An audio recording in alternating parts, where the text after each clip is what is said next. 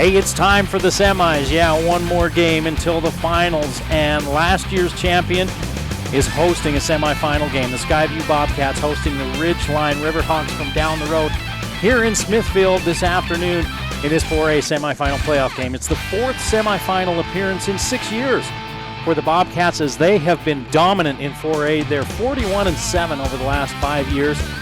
They won the title last year. They're a favorite again this year. The number one defense and one of the top scoring offenses in 4A. Ridgeline comes in as the number 4 scoring offense and the number 4 defense. So you look at these two teams and you think, man, this could be a heck of a battle. 100 points could be scored between the two of them. And then you look at when they played earlier this year. 17-14 was the final. Skyview eking out that win. Is it going to be a defensive battle tonight, or will there be fireworks? Stick around. We'll find out on the Game of the Week.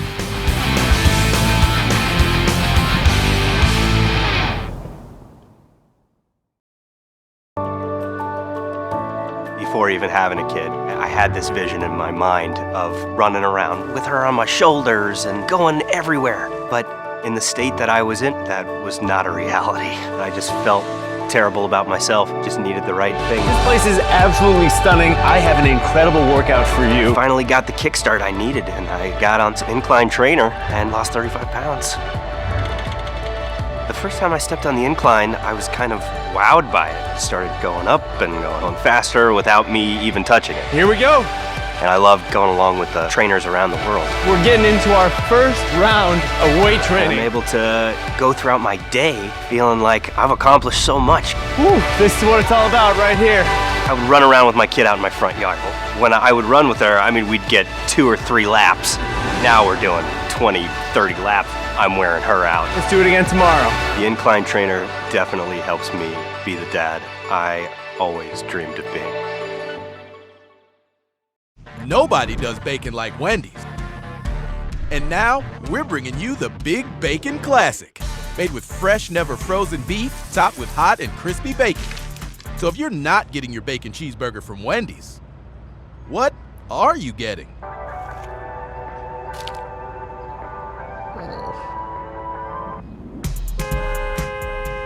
If you want bacon done right, we got you with the Big Bacon Classic. What are you waiting for? Bring back what you've been missing. Bring back Cache Valley Hearing and Audiology.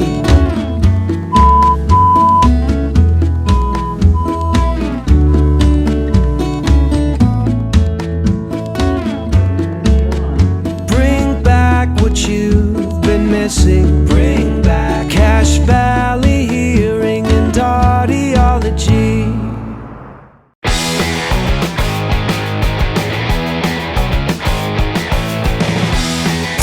I got a chance to talk to both head coaches this week about this game tonight. Huge ball game, 17-14 at Ridgeline earlier this season in a game that got a little bit chippy. And I asked Coach Howell about that and about this rivalry, and he said, well, it was pretty calm for a while, but after that last game, yeah, it's a little bit fiery now. He said, but, you know, both these teams have a lot of mutual respect. I think there's been a lot of stuff going back and forth on social media as well.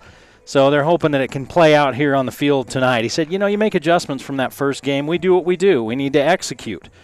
Walter Collins has been a great asset for Skyview all year long. Among so many good players, he's just been steady. But Coach Howell says it's the offensive line that makes everything go. We've got great talent on our defense, good players that buy into the system and understand the system. He thinks the team that runs the ball tonight, that'll be huge. And being able to get off the field on third down will be a key for the Bobcats against a very good Ridgeline offense. Coach Cox, they've got some problems. COVID tests. Yeah, they tested all of the players in the entire state that are still playing. 3 players for Ridgeline won't be playing tonight, and 3 starters won't be playing tonight because of positive tests.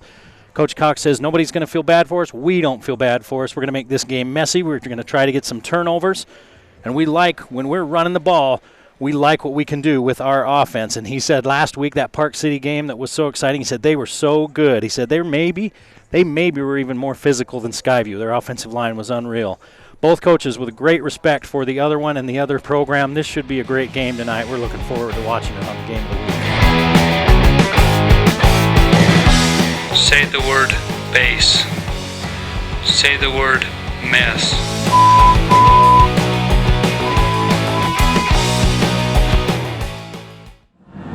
The Game of the Week on the Valley Channel is brought to you by Icon Health and Fitness, changing lives with fitness innovation. Wendy's of Cache Valley, it's way better than fast food, it's Wendy's. Cache Valley Hearing and Audiology, bring back what you have been missing. Palmer Home Furnishings, our low overhead means higher quality at lower prices.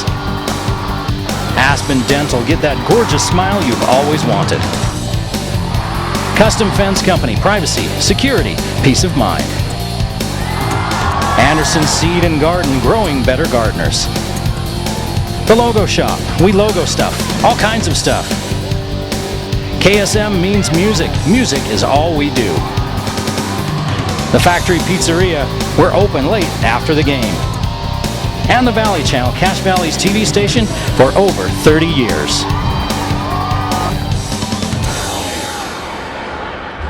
Well, good afternoon and welcome to Skyview High School. Eric Olson and the Valley Channel along with you here for this State 4A semifinal playoff game at a mostly empty stadium here in Smithfield. COVID restrictions being tightened down around the state. Only so many tickets given out to the biggest game of the year in Cache Valley as the Ridgeline Riverhawks travel north a few miles to take on the Skyview Bobcats. These two teams met a few weeks ago, and it was a 17-14 Skyview win in that one. That's really the only time Skyview's been tested this year, and it's one of the few times they've been tested in the last few years. 24-1 in the last 2 years. They're the defending 4A state champions, and they have a rich history, do the Bobcats. 305 and 257 with 8 ties in 57 years, 11 region titles, including 4 in a row the last 4 years. 29 playoff appearances with a 21-27 record, 1 title, and they're 1-1 in the title game. Meanwhile, Ridgeline, they've won 5 in a row. That's pretty good. Skyview's won 23 in a row. Ridgeline's won 5 in a row since that loss to Skyview. They've had 2 games canceled this season due to opponents having COVID, and this is their first semifinal appearance. And it's Friday the 13th in 2020, so probably the worst day of the century. And yesterday, Ridgeline got some news that they're going to be missing 3 starters because of COVID tests. They tested all the players, cheerleaders, dance teams, everybody, coaches, everybody in the state of Utah that was still playing. They tested them all this week. And 3 players and some coaches for Ridgeline tested positive. And from what I'm being told, those players are on the offensive line for Ridgeline. So they're going to have to plug in some guys. They're going next man up, and Travis Cox was very direct when he told me that, hey, we won't lay down. We've worked too hard to be here. We're not going to feel sorry for ourselves. We're going to go out and play. Skyview, they're healthy. They had 1 test positive, a backup player that tested positive, so they got all their guys. Skyview's never lost to Ridgeline. And Ridgeline will get the ball first. Talking with Coach Howell and his #1 ranked defense. He feels pretty good about his defense, and the key is creating turnovers, and that's been a key all year long for Skyview. They've had a special teams or defensive touchdown in 5 of their 11 games this year. And they feel like they really need to get off the field on 3rd down, and they need to create some turnovers against this Ridgeline offense that averages 40.8 points per game. And just as we kick off, the rain starts coming down in Cache Valley. It's been a little breezy, but mostly clear all day. But the clouds have rolled in the last couple of hours, and now the rain's coming down. DeMooney has it go through his hands and into the end zone, and Ridgeline will start at their own 20.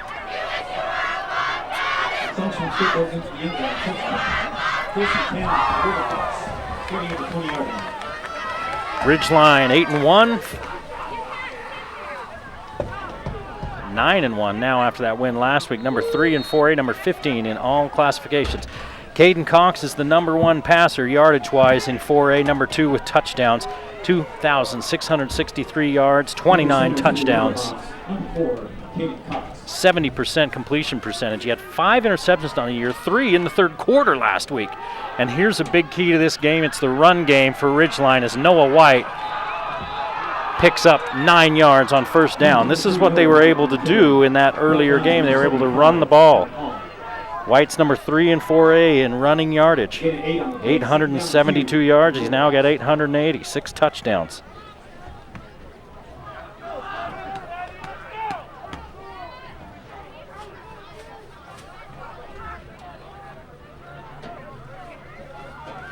So a 2nd and 2. That's a lots of options down. Lots of options for the offensive play callers. They send White in motion and they give it to him. He turns the corner, picks up the first down. 4 yards, and they move the chains. They controlled the line of scrimmage, they controlled the ball, they controlled the time of possession. Speaking of Ridgeline, in that first meeting between these two teams. But the only score in the first half was a 61-yard blocked kick return for a touchdown by Isaac Larson of Skyview. It was 14-0 Skyview before Ridgeline made a crazy comeback, and then Skyview with the field goal with 9 seconds left to win it. This time they don't throw it, and they get it out on the RPO to DeMooney. DeMooney's in space. DeMooney's got a first down and more as he's up near midfield at about the 46-yard line. 13 yards and a first down.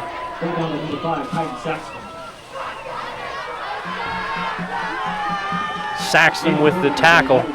Last time we saw Skyview a couple weeks ago, Saxton came out of the game late in the first half and didn't return. A little bit of an injury. They say he's good to go now. He's been playing mostly defense. And he makes the tackle there.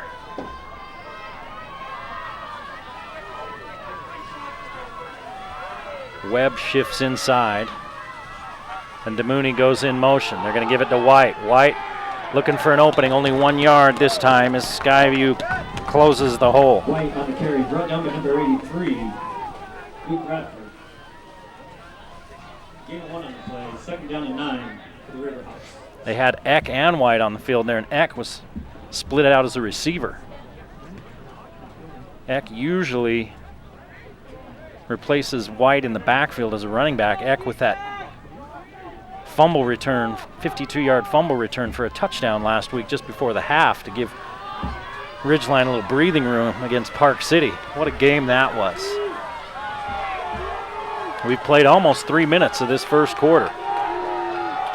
Ridgeline, 2nd and 9. Lots of time for Cox. Now he's in trouble. Gets out of it, looking downfield, slips, and he's thrown to the ground. Cox sacked by number 64, Brock and 6-yard loss for Cox and the sack for Skyview. 7 on the play. And that's the good and the bad with Cox, right? He can do so many things, and he can keep those plays alive for so long. And sometimes when you're a coach, you look at that and go, well, get rid of it or get downfield or something. And he held on and tried to make a play happen and got sacked. He actually kind of bumped into his own guy and then slipped. And that gave the defensive line a chance to wrap him up. He's hard to take down. He's not that big. He's shifty, though. 3rd down and 15. Cox fakes the give. RPO again. This time he's going to pitch it back to DeMooney. DeMooney's out of bounds near midfield, well short of the first down. It's a 9-yard gain. Let's see, 8-yard gain. 5, 6, 7 now. They've moved. They keep trying to decide where they're going to spot that, and they spotted after 7. They had him spotted up near the 49, and they walked it back 2 yards.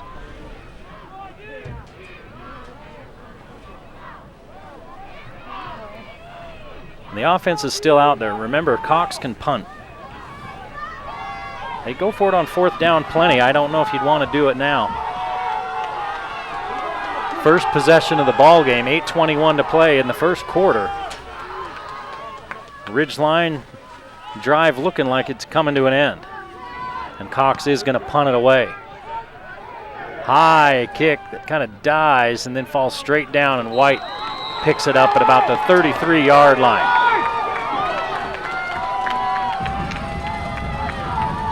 Cox has run down at the 29-yard line. Check that, it's the 29-yard line.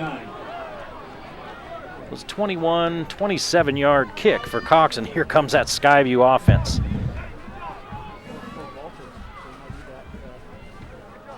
.38 points per game, 5th in 4A, right behind Ridgeline.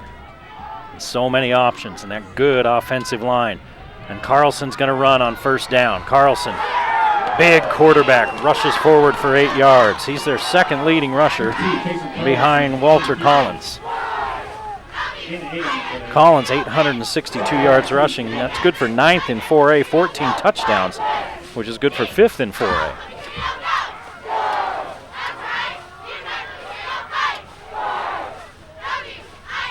He's going to keep it again, and he's in the secondary. Upended after a pickup of 7. First down, Skyview.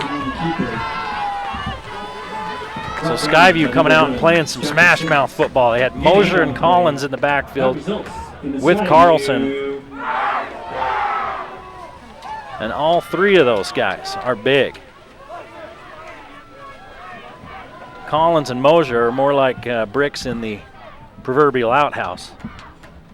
They're going to give to Collins. Slips out of a tackle, looking for the edge. He's got it. 40, 30, 25, and he's run out of bounds after a pickup of 30 yards.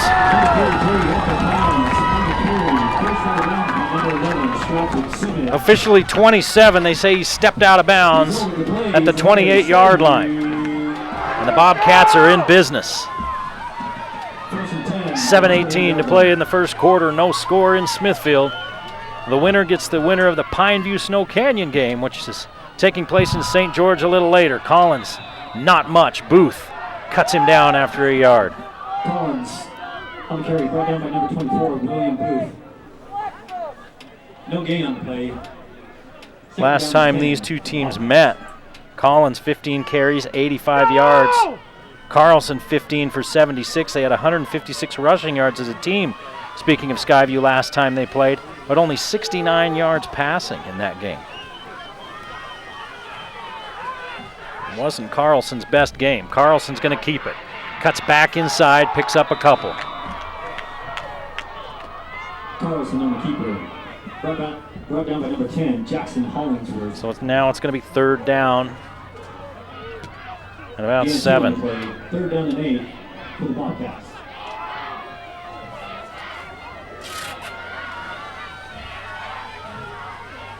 Not quite third and 8.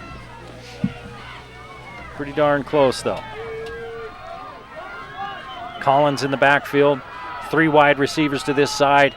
Larson's to the far side. DeMooney will check him. That's a couple of high-level athletes right there. Here comes the rush. Carlson steps out of one tackle into the secondary, and he's short of the first down by about 1.5 yards. Carlson on the scramble, tripped up by number 24, William Booth. Booth takes him down again. It looked like they had him in the backfield, and then he sidestepped out of it, and he is limping. Carlson comes up limping. He's bent over in the huddle and walking awfully gingerly with Mosier and Collins flanking him on 4th down and 2. Ridgeline nearly offsides.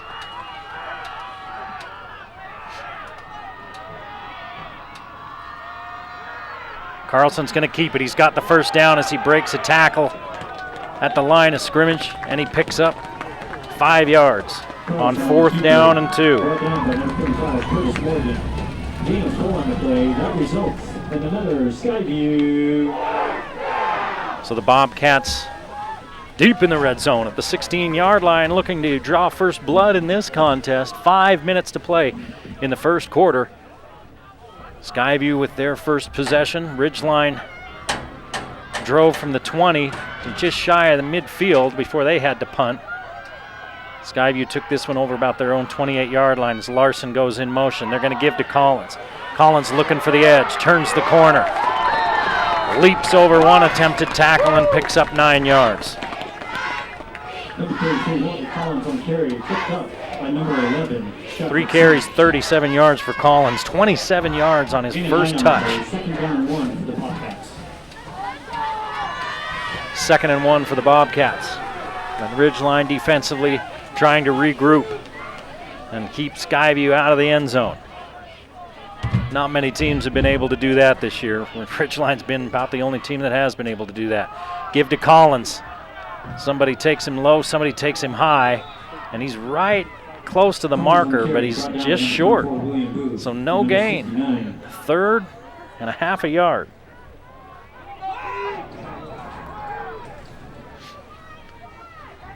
Short gain on the play. Mosier and Thatcher run to the sidelines as Radford comes on.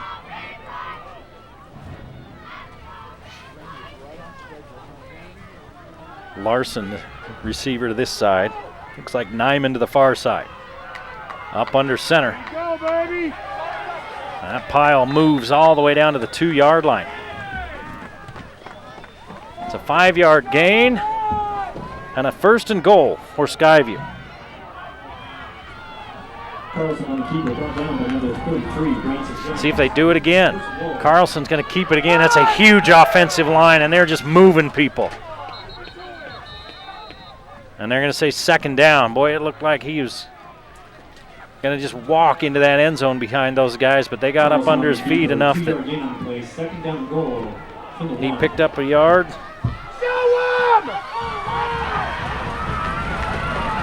And now Carlson will go off tackle, and he's tripped up and put down. And he may have lost a yard. Hollingsworth with the tackle. And it's 3rd and goal.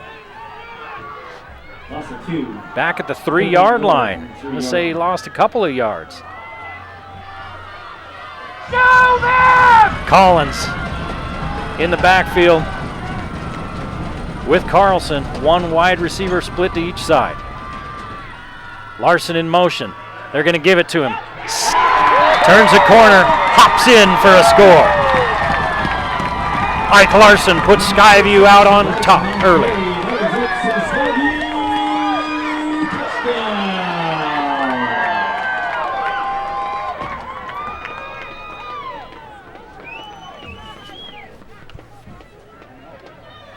And Carlson is still limping as he walks slowly to the sideline. We'll keep an eye on that, as they're going to take him to the sideline. The trainer's with him. They're going to take a look at him. Kick is up and good. 7-0 Skyview as we head for a break. 2:27 to play in the 1st quarter.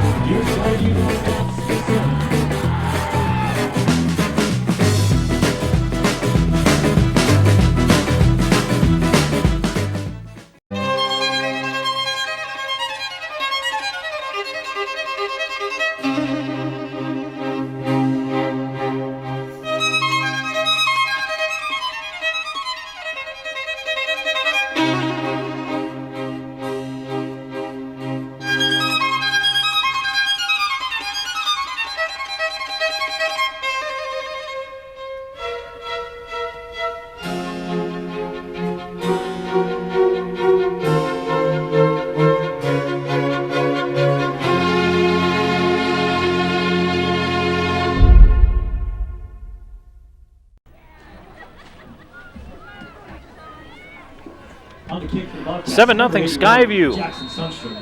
Deep. Larson taking the little end around in 3 yards for the touchdown on 3rd and goal. And now it's Ridgeline's turn. Carlson on a run came up a little gimpy on that drive. We'll keep an eye on him. Skyview's quarterback, DeMooney. Somebody grabs his ankle just as he's getting a head of steam going, and he's stopped right about the 25-yard line. Skyview had a couple of guys closing on him. I don't know if he would have broken it, but he would have put it into oh boy territory. DeMooney committed to BYU. Ike Larson, a Utah State commit. A light rain's been falling ever since kickoff. We saw Caden Cox slip down on their last possession as he was trying to escape some pressure. Let's see if the field conditions play any part on this field turf that drains pretty well. Cox is going to keep it. Looks underneath and Eck can't reach it. Cox looks at his hand and wipes it off and heads back for the sideline. So one thing I was told by Coach Cox is they're plugging in guys on that line, and 2 of the guys they're plugging in, one of them's Carter Murdoch. and the other one is Harris. And so if they're playing offensive line, they're such good, strong athletes. If they're playing offensive line, that takes them out. And the ball's on the turf, that wet football, and White gets on it. But going back to what I was saying, if you got Harris, who's a weapon for that offense, and now he's got to play offensive line, takes away one of those weapons. By the same token, though, you want to put the best guys up front you can. Brings up 3rd down and 14 for the Riverhawks. So a loss of 4 after the fumble. And the Riverhawks are in bad shape. Down by 7, deep in their own territory. 3rd and 14 with 1:40 to play in the first quarter. Cox has time, unloads to DeMooney. DeMooney hauls it in. He's out near midfield. Good catch by DeMooney. Good delivery by Cox. Big play. Pass complete to number 3, Sylvester Dunleavy. 31 yards on 3rd and 14. Out of bounds by number 5, Titan Saxton. After the game, that results in the Riverhawks first down. And the first 3rd down conversion of this young ball game for the Riverhawks. And they're in business inside Skyview territory at the 48-yard line. There's another snap on the ground. Cox caught in the backfield. And I didn't know exactly which offensive linemen were out because of COVID protocols, but we've seen a couple of bad snaps, so I'm starting to think one of them might be the center. Brought down by number 22, Carson Dunkley, and 64, Brockton Schumann. If people think that that's easy, that little shotgun snap, Play, 2nd down. I'd invite you to go get a really big, angry guy, have him be right in front of you, getting ready to punch you in the mouth, have it get wet and cold, and now see how well you do it. But it is wet and cold. I don't know if that's the backup center or not, but the snaps, there's another one that's high. It just throws off timing. Cox picks up the lost yardage. And now it's 3rd and long again. Gain of 3 on the play. 3rd down and 11. So we've had one snap in the turf and 2 or 3 that have been high for Cox. And I think Ridgeline's just going to let the quarter run out and go back to the sideline and regroup. It's going to be 3rd and 11 as we start the second quarter. Skyview leads Ridgeline in this 4A semifinal, 7-0.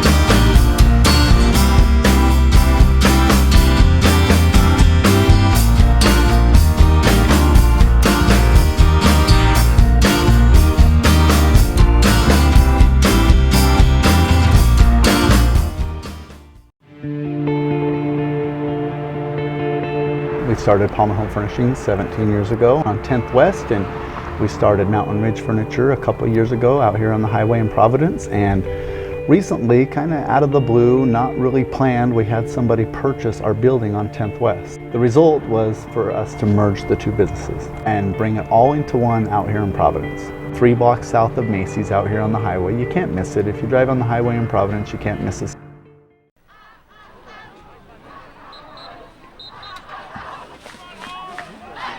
Back at Skyview High School, Eric Olson along with you on the Valley Channel as it's 3rd and 11 for Ridgeline. They're down 7-0. They're about 5 yards further downfield than they were on their first possession when it stalled out. But it's 3rd and 11. 3 offensive linemen out with under COVID protocols for Ridgeline. Here's a strike to DeMooney. On 3rd down, he gets right to the marker. Cox's pass complete to number 3, Sylvester Dunleavy. 11 yards and a first down. 11 on the play. That results in the Riverhawks first down. 3 catches, 55 yards for DeMooney. I'll tell you what Caden Cox does not have, and that's a memory.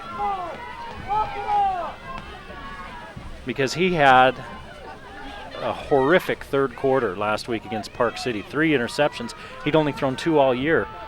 He comes back and leads the game-winning drive. And he's had some tough times here early in this one. And he keeps making things happen. Cox turns the corner, looks back in the middle to White. And Cox turns nothing into something. Ends up being about a 5-6 yard gain.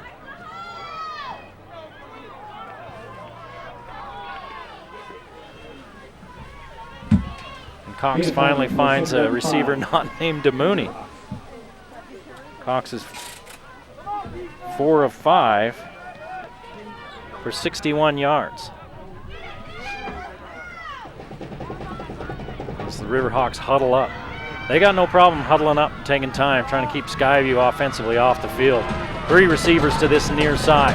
White's in the backfield. They're going to throw it to DeMooney, try to get him in space. DeMooney has to make one man miss. He doesn't do it, and there's a flag thrown way back at the other side of the field. Good play defensively there by Skyview. Ends up being a 2-yard loss, but let's see the flag. I mean, that was on the back side of the play, and they're going to pick up the flag. Probably why. It was Watterson that made the tackle. It was a great tackle because not many people can get a hold of DeMooney in space. DeMooney brought down by number 17, Cole Watterson. Loss of 2 on the play. Brings up 3rd down and 7 for the Riverhawks. 3rd and 7 now for the Riverhawks. 2 of 4 on 3rd downs for Ridgeline. Ball on the Skyview 35-yard line as they huddle over near their own sideline.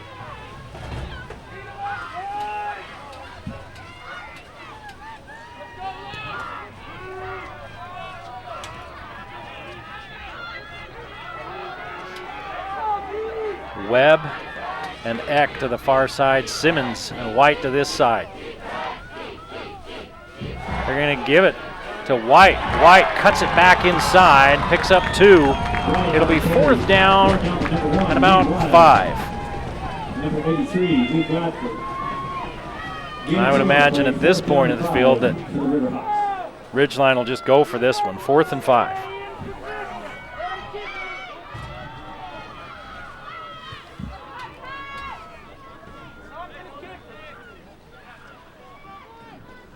DeMooney, the leading receiver yardage-wise for this team. 38 catches, 703 yards, and 7 touchdowns. He's number 5 in 4A touchdown receptions. Number 7 in yards, and Strat Simmons leads the team in number of catches. 43 catches, 607 yards, and 8 touchdowns. And timeout Ridgeline. This is their first charge timeout. This is a big down right here early in the game. We're just a few minutes into the second quarters. The third quarter went by pretty fast. Each team had 1 possession in that first quarter. I guess Ridgeline's second possession started at the end of the first quarter. Ridgeline drove out to about the 46-yard line, had to punt it away. Skyview took over about their own 28, matriculated down the gridiron, and found pay dirt, as it were. And they lead this ball game 7-0. Walter Collins had 4 carries on that drive, totaling 37 yards. Carlson 8 carries for 33 yards. And that was it. That was the entire possession. 12 plays. Ended up with being 70 yards. 4th and 5 for Ridgeline. Timeout, 4th down and 5 for the Riverhawks.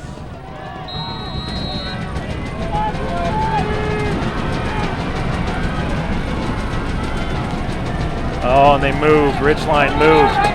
It was DeMooney. I was just going to say, I don't see DeMooney, and he's the receiver in the slot to the far side, and he leaned forward. Now it's going to be 4th and 10. Against the Riverhawks, 5-yard penalty. Repeat. See if Ridgeline changes their mind and decides to kick it now. For the Riverhawks. No, there's no opportune time for a penalty. There are plenty of inopportune times. 4th and 5 in your opponent's territory is an inopportune time. White in the backfield with Eck. Eck's kind of taken over the role that Harris played as Harris moves to the offensive line. They're going to throw it out to White. White's not going to get the first down. He's going to pick up about 3, and Skyview takes over at the 35. And White is slow to get up. Fox's pass complete to number 23, Noah White.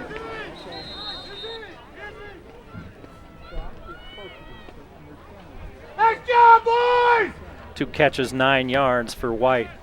White brought down by number 12, Davis Hall. They were looking downfield, good coverage downfield, so Cox just had to dump it off to White. And Skyview with a good job of rallying to the ball. The Bobcats at the 32-yard line. Oh, they're going to spot that down about the 32. I thought it looked like he was closer to 35, and it's not White that's down. It's one of the Bobcats that was down. He was at the bottom of the pile, was Tate Thurston, number 12.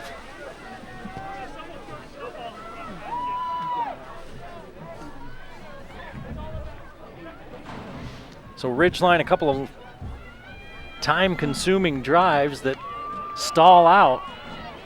And with 9:10 to play in the first half, Skyview brings their offense out onto the field, holding on to a 7-0 lead.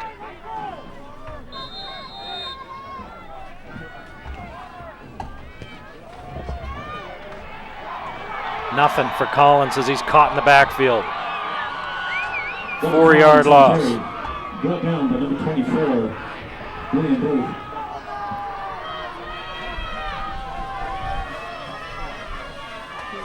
Carlson, 2,172 yards passing on the season. That's good for 8th in 4A. 22 touchdowns. Nets him the 6th spot in 4A. Only 5 interceptions, same number as Cox. So both of these quarterbacks take good care of the football. Larson in motion. They fake the pitch to him and hand up inside to Collins. He picks up the lost yardage on first down and a couple more. Collins on the carry, brought down by number 35, Curtis Morgan. Ends up being a 5-yard gain, and he's got 6 carries for 38 yards, and it's 3rd and 8 for Skyview. Skyview was 2 of 3 on 3rd downs on their last possession, and the one they didn't convert on 3rd down, they got on 4th. Ball on the 34-yard line, Skyview's own 34.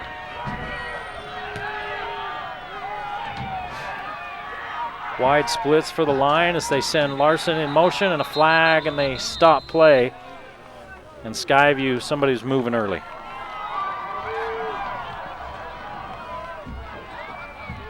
So they'll back the Bobcats up. And it'll be 3rd and 13. 5-yard penalty. Repeat 3rd down. Ratchet up the level of difficulty, but it 3rd down and 13. rarely matters for this Skyview offense. So we talked about Saxton. That's how he'd been playing mostly defense last week. He's out there offensively right now. They bring Radford off and run another receiver on, because it looks like a passing down. 3 wide to the far side. That's the offense's left. And Larson against DeMooney at the bottom of your screen. Keep an eye on that one. Carlson, clean pocket. Now it breaks down. Carlson caught from behind, and a flag back in the backfield as Carlson picks up a lot of that yardage back. He picked up 9 yards, and again he gets up kind of slow. Let's see what the flag is. If it was a hold against Skyview, Ridgeline's probably going to back him up again, and the wind is picking up now too. Holding on Ridgeline. Wow, that's a first down. So on 3rd and 13, it's defensive holding. That results in a Skyview. They threw that flag back in the backfield, unless it was out on one of the receivers coming off the line. Huge penalty in the early going here. 1st and 10 from the 48-yard line. As it gets Skyview a first down.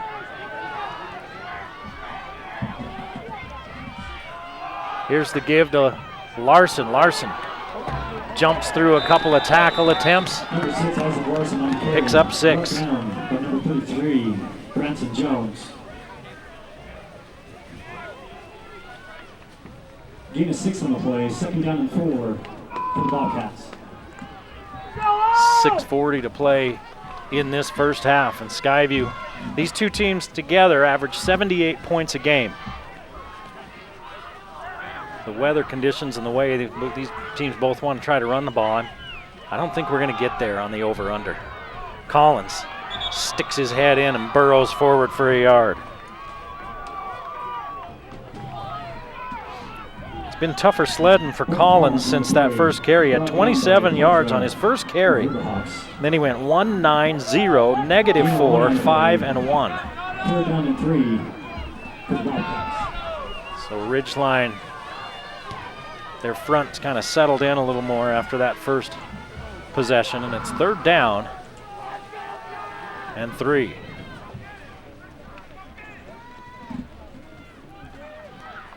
Larson and Saxton to the far side, and 2 receivers to this side.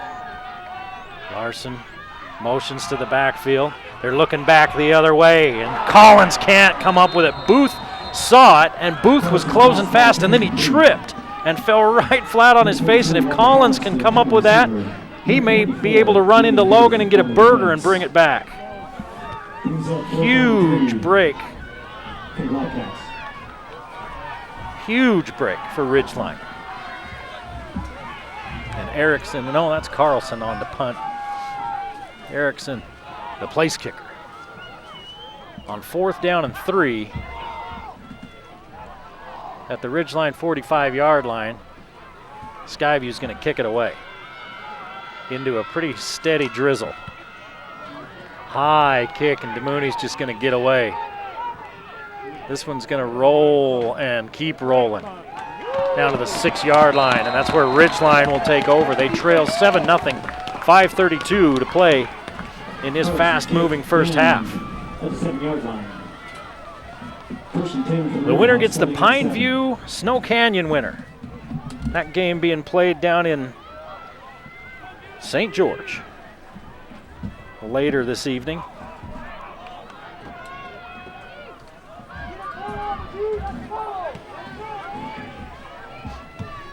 Where I would guess the weather's probably better than it is here.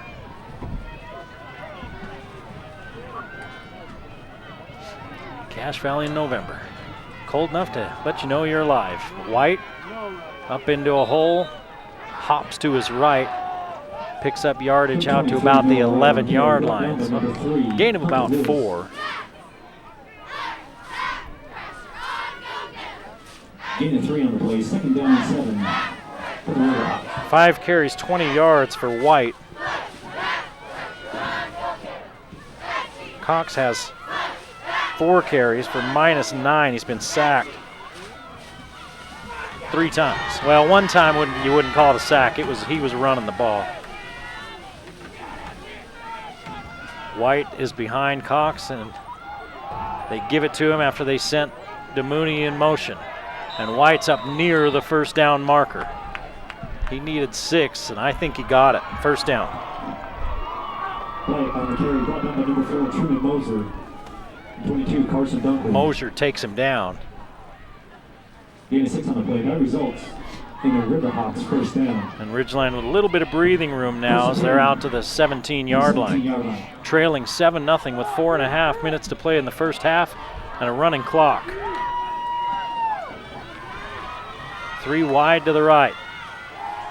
They're going to look downfield to Strat Simmons on the comeback. He gets out of the tackle, and he's still on the run, and he steps out of bounds just across midfield. 34 yards. And Simmons' first catch of the night. That results in the Riverhawks 1st down. Forced out of bounds by number 5, Titan Saxton.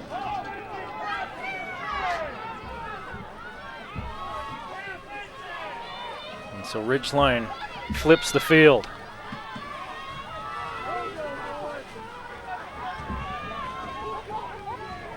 And they switch the football. Cox with White behind him, and now Webb goes in motion to the far side. Cox is going to throw. Here comes pressure. Cox steps up, out of trouble, and toward the sideline. He's hauled down at the 44-yard line, a pickup of 5. Cox on the scramble, brought down by number 22, Carson Dunkley. And somebody's down. Cox, the injured Riverhawk. For Ridgeline, you don't want it to be Cox, and that's who it is. And he's kicking around down there. Sometimes you like to see him kicking around like that because it means, okay, he's got the wind knocked out of him. He's not grabbing at anything, and I can't see. There's guys around him. He's taken a couple of pretty big hits, and he's not that big. He's maybe about 5'10". Might have grown a little bit. I think they list him at 6 feet, but I don't think he's 6 feet tall. And Jackson Olsen's the backup.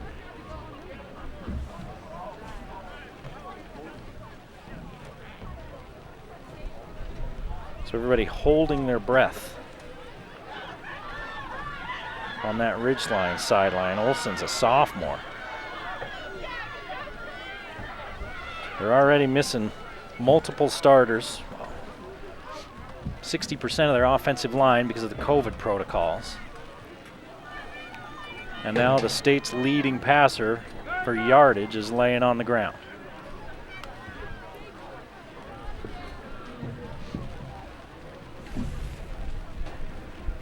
In a cold rain on Friday the 13th, 2020.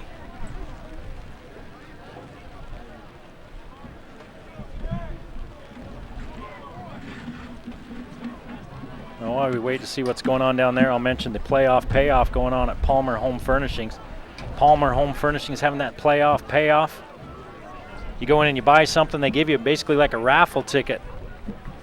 And that's not good. They're having to help Cox up. And they're going to help him off the field.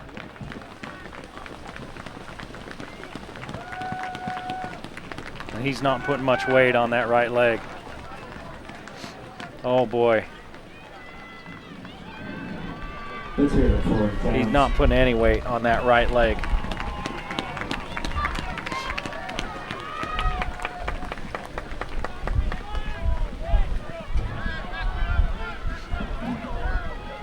So we'll see if they go with the sophomore Olsen or if they run Wildcat with somebody or what they're going to do for Ridgeline. I was talking about that playoff payoff at Palmer Home Furnishing. You go in there, you buy some furniture. They give you a raffle ticket as long as one of these teams is playing in the playoffs, which will be the entire 5 weeks because one of these two teams is going to the title game next week. As long as they're playing in the playoffs, they're going to be picking one of those tickets. And if your ticket gets picked, they're going to pay you back everything that you paid for your purchase. Webb is the quarterback. So it's 2nd down and 5, and White, they fake the give, and Webb's going to keep. Webb picks up a couple, and if you're Skyview, now you can just load up the box. As they take Cox over to the far sideline and put him on the trainer's table and take a look at him. It's a 7-0 ball game, and Ridgeline was on the move. 3:25 to play. Now Olsen's going to come into the ball game. He's going to play out at a receiver. He's been their backup all year, number 1. And Webb on 3rd down and 4 with White in the backfield and 5 wide receivers. Webb's got time.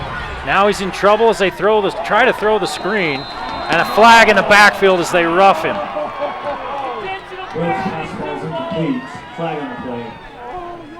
And it's going to be 15 yards. And a 1st down for Ridgeline. Personal foul roughing the passer. Skyview on 3rd down. 15-yard penalty, and it keeps the Ridgeline drive alive. And moves it clear down inside the 30-yard line.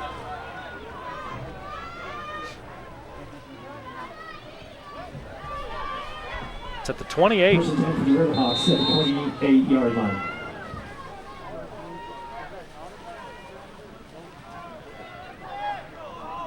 Now it looks like they're going to put Olsen back at quarterback. you're just joining us at 7-0. Skyview with the lead, and one of the top quarterbacks, the number 1 quarterback for passing yards for Ridgeline's Caden Cox, was hurt a couple of plays ago. He's on the sideline, and the sophomore, Jackson Olson, is in the backfield. He's going to keep. And Skyview, I think really all they have to do is just tee off against the run. I mean, you don't think that they're going to throw the ball a lot with a sophomore. Jackson. Also number 75, Evan Hall. And Olson loses a couple on the read option. Talk about a spot to be put into a ball game. Now Webb and Olson are both on the sideline talking to the offensive coordinator. And Olson's going to play receiver, and Webb will be quarterback.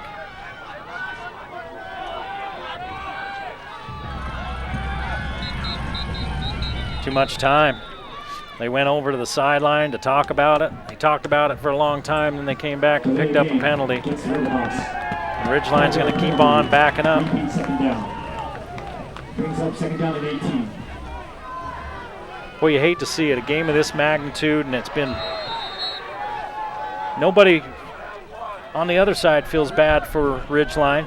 You'd love to see both teams at full strength. And it's been a good ball game, even though Ridgeline's been down guys.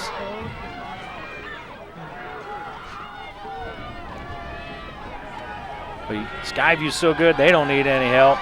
Webb waits. And then gets forward back to the line of scrimmage. It'll be 3rd and long.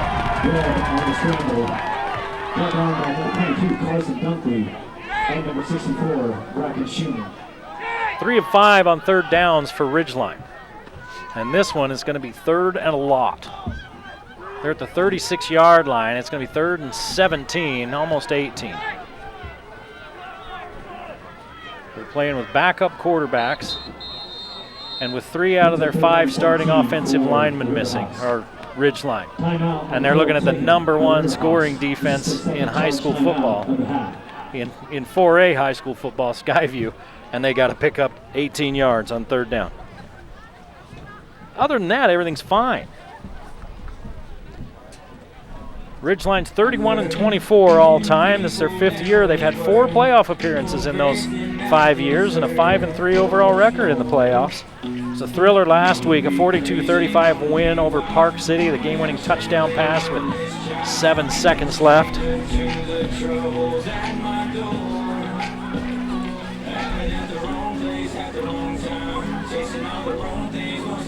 But the big storyline in this one is Caden Cox is hurt on the sideline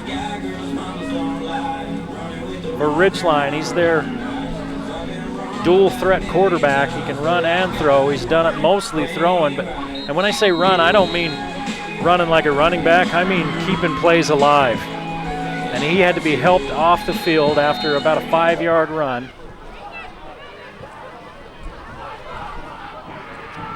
And he was not putting any weight on his right foot.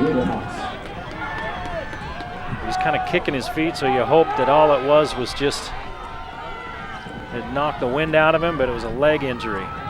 Webb gonna unload. Looking for DeMooney. Knocked away at the last second. Oh, and Thatcher needs to be careful. He just about got a flag. Here's Watterson. He stood over DeMooney and then made the incomplete sign, and the official started to reach for his flag and then decided not to pull it. A few weeks ago when these two teams played, there was a lot of juice in that one. These two teams really,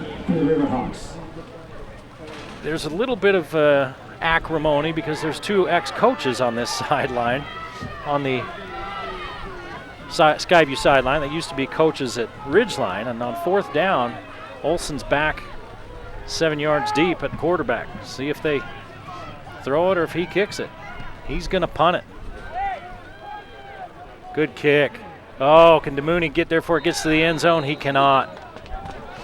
That thing was dying, but rolls into the end zone, and Skyview will get the ball at the 20-yard line with 1:18 to play in the first half, and a 7-0 lead. Anyway, back to that regular season game. You know, Travis Van Leeuwen was a coach for a season at Ridgeline, and he's now on the Skyview staff, and Coach Howell coached at Ridgeline. He's on the Skyview staff, and you know, some of the players look at that and they, you know, hey, that's a rivalry. He's coaching out there now. Let's go get him. And things really kind of boiled over in that last game. And I know, talking to Coach Howell, he was not happy with how that happened, and he said, you know, we've addressed that, and it's been pretty calm here tonight, both teams. I mean, they're hitting each other, but they're taking care of it within the confines of the game and not any of the garbage. And 3 yards for Collins on first down.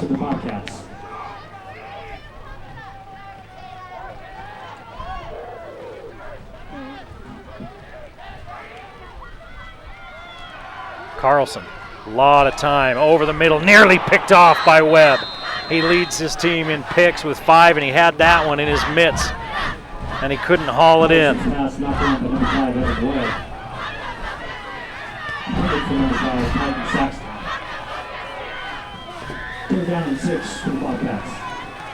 I don't have Carlson down for a completed pass, and I'm trying to think if I missed one. I know they haven't thrown it much. He's 0 for 2, according to my very unofficial stats. Skyview's 3 of 5 on third down, and it's 3rd and 7. They're going to give it to Larson, trying to get outside, and he's upended before he can get it going. He picks up a yard, and Simmons goes low. Larson, we've seen it twice already. He's jumped into the air a couple of times, and that time he went to jump, and Simmons went low and upended him, and it's a timeout for Skyview, as it's going to be 4th down and 3. Larson, that was his 3rd carry. He's got 11 yards. As the weather is not looking any better out there. It's been breezy. It's actually not a bad day until about a couple hours before kickoff. And our crew here said it was pretty windy early, and then it kind of died down, and well, now the snow's crept over the mountains and it's raining down here.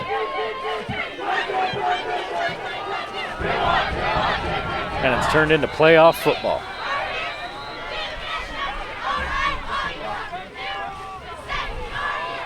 Carlson's on to punt. DeMooney's back, and boy, he's standing way back. The wind is in Carlson's face. He kicks it away. DeMooney's not even trying to come up and catch it. And I'm wondering if that's what they told him. Just stay back, it's wet. Ridgeline, with 28 seconds left in the half, trails by 7. They've got the ball back. They're missing their quarterback, who got hurt on the last possession. And they've been alternating the senior Webb, who's usually a receiver for them. Evan Webb has been playing, alternating with Jackson Olson, the sophomore.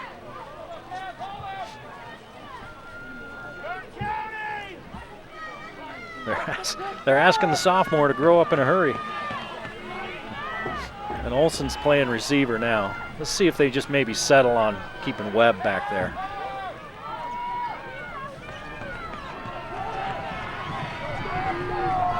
Webb's going to throw it. Rush is coming. Webb unloads to DeMooney, who's in behind the defense. And DeMooney catches it. If he keeps his feet, he scores. As it is, he's inside the 20.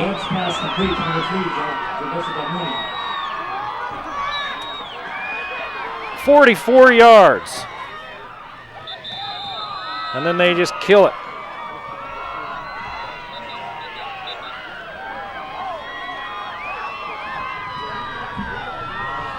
Wow. 16 seconds left in the first half. And Ridgeline in scoring position after a 44-yard completion from Webb to DeMooney.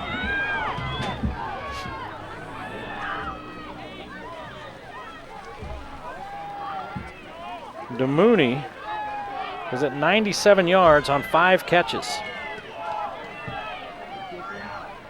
140 yards passing for Ridgeline in this first half.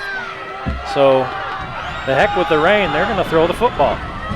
If DeMooney doesn't fall down and he catches it, he's scoring. We're in a tie ball game. Webb, here comes some pressure.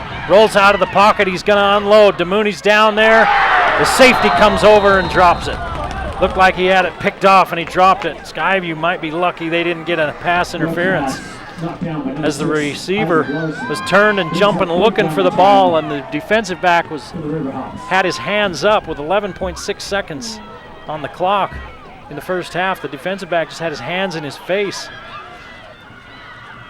Never turned around, and the official looked at it, and he must not have made contact. So good job by Skyview defensively there. It's 3rd and 10.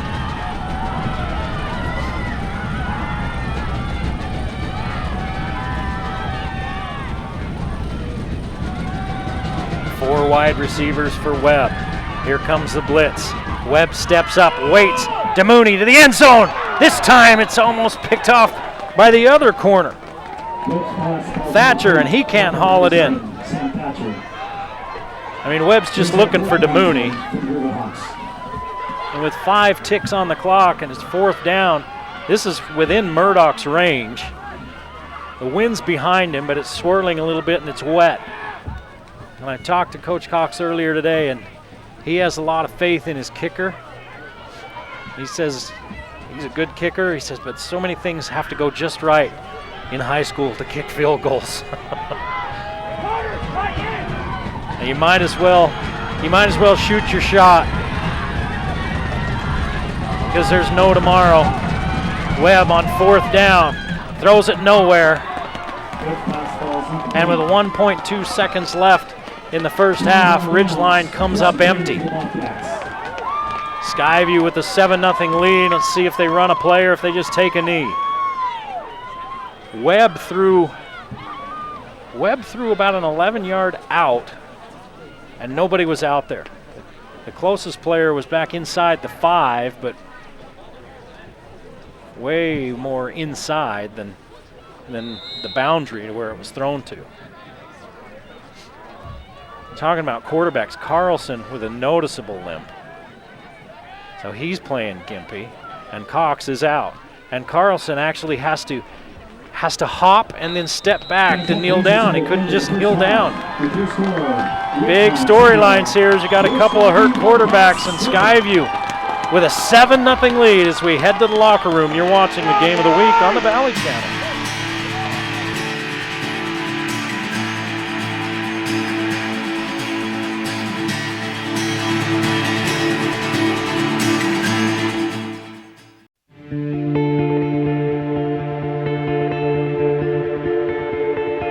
We are social distancing here, so I'm going to pop this off so I'm not quite as foggy of the glasses. Tell us a bit about the competition, how it's going. Okay, so the payoff, right, is still going. The 2 high school teams that are still in it are Skyview and Ridgeline. So we're down to 4 teams in the whole state, and 2 of them are from the Valley, so that's pretty cool, right?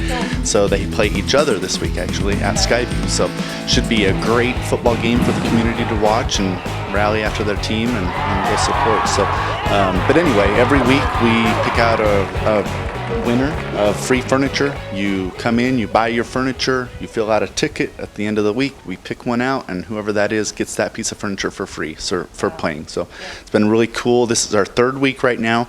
We've had 2 winners. We had Jean Wilmore win a mattress the first week. Right. We had Casey Hunt win a TV stand last week, and now we're on our 3rd week. Yeah, so just great prizes. I can't think of a better time. If you are going to buy some furniture, you should come in here and maybe get it for free. So what do you say? Shall we pick the new winner? Yeah, let's do it. Okay, so this is Laura Rigby. Laura Rigby bought 4 bar stools, so those will be free. Wow. Usually we do kind of one piece, but where it's 4 bar stools, we're just doing it as a package, and she'll get all 4 of them for free. So. Wow. Laura Rigby, you just got a great deal. Yeah, that's great. What do you say? Shall we go take a look? Let's do it. Let's do it.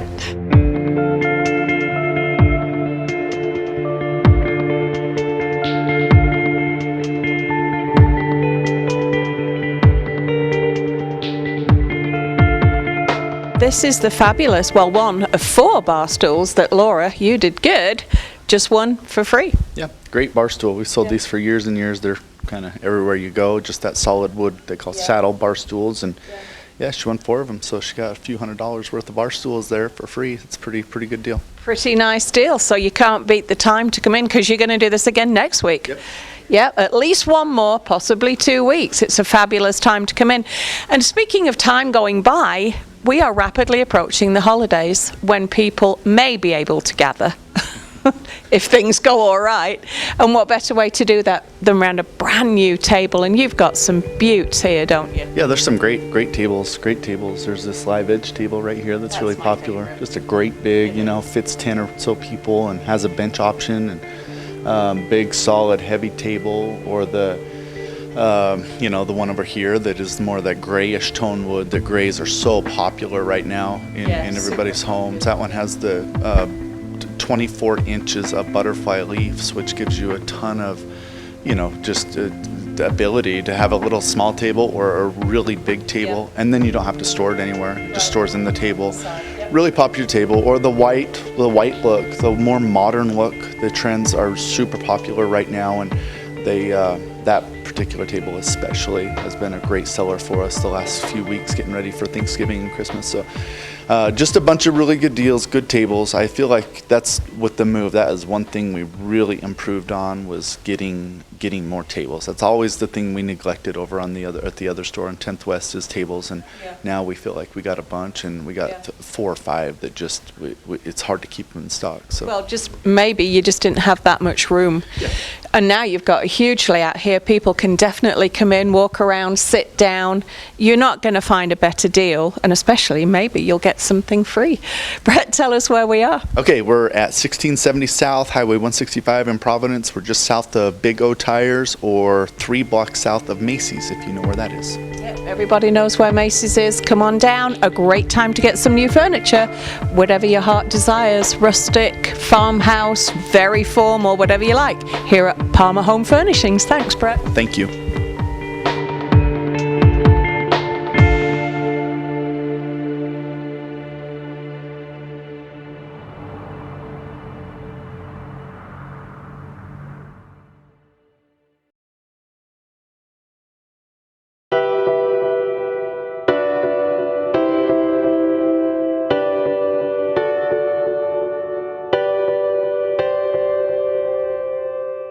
You have to love what you do in order to put yourself 100% into it.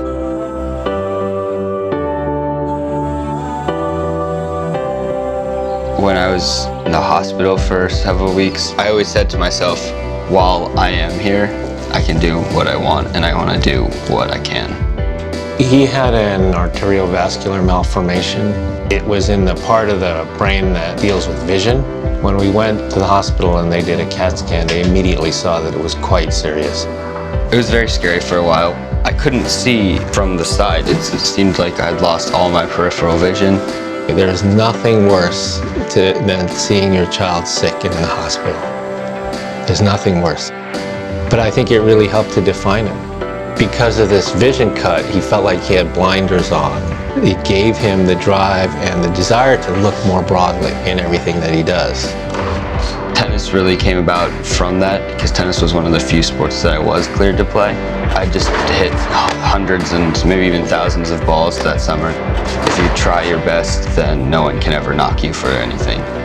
After each match, when he would lose, he'd get in the car and he'd say, "When's the next tournament?" He was less afraid to fail in other things he did, whether it was playing a new instrument or trying to launch this very ambitious fundraising campaign. It sort of relates to the fire within, or the hunger, the desire to do something. Patrick has that hunger within him, never be satisfied, to always keep striving for more. All these kids have passion for something, and that's what they're really showing the world. We're living now, so we need to make the most of it now. Some people take it upon themselves to be great. I think Patrick is one of those people. I don't think he's setting out, I want to be great. I think he's setting out, I want to be a good person. I want to make a difference. Greatness has to do with how big of an impact you've had on the community and other people. This guy, it can do anything out there. Gauging my best is not actually possible, but just knowing that I can continually push myself and hopefully reach that best is what I'm trying to do.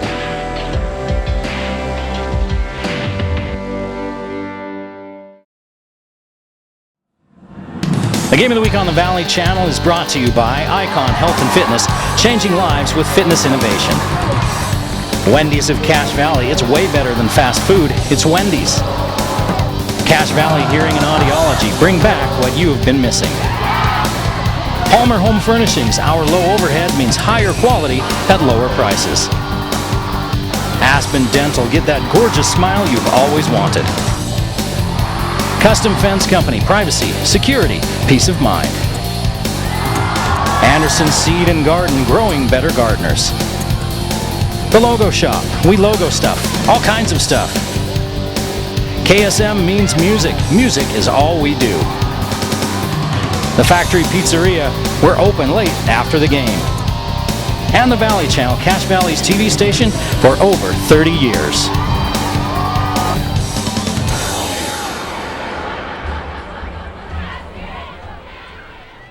Back at Skyview High School, Eric Olson along with you. Hey, if you're watching us live, you're having any video problems, hopefully you can still hear us. We're kind of subject to bandwidth, and it's bandwidth issues here within the stadium with getting our signal out, so hopefully you're being able to catch some of it. But if you're not, hopefully you can still hear it. And it's a 7-0 Skyview lead, and here are the big developments in that half. The two quarterbacks are paramount to these two teams, two of the best quarterbacks in 4A, and both of them have questionable status going into the second half. Caden Cox was hurt late in the first half on a tackle, came up limping badly. In fact, they had to help him off the field, didn't want to put any weight on his right ankle. Carlson came up gimpy early in the half and played most of the half, but it seemed to get worse as the half went on. And he's got a coat on. The Bobcats will get the ball to start the second half, and it's going to go out of bounds. They're going to end up at 35. And let's see if Carlson takes the coat off, because Zollinger was warming up on the sideline, and Carlson's going in. Kick goes out of bounds. They had a chance to go in and warm up, and we'll see how Carlson moves around. 86 yards for Skyview in the first half. That was it. All on the ground. 46 for Collins, 33 for Carlson, 11 for Larson. Larson had the only touchdown. Ridgeline had 168 yards, 28 on the ground, 140 through the air. 96 for Cox before he got hurt, 44 for Webb, who came on in relief when Caden Cox was injured. Ridgeline's going to have to make something happen defensively if they want to have a chance to move on to the finals. And I would expect we'd see a lot of this here in the second half. Collins for a couple. Collins on the carry, brought down by number 10, Jackson Hollingsworth, and number 77. Coach Howell telling me earlier this week, they looked at the weather report, and he said that, the running game, the team that runs the ball, is probably going to be the key tonight. And right now, Skyview has 90 yards rushing to 28 for Ridgeline. Over the middle they go, and a completion as Eck brings down Thatcher, the first completion of the game for Skyview. That results in a Skyview 22 yards. 42-yard line. And Carlson was right on the money.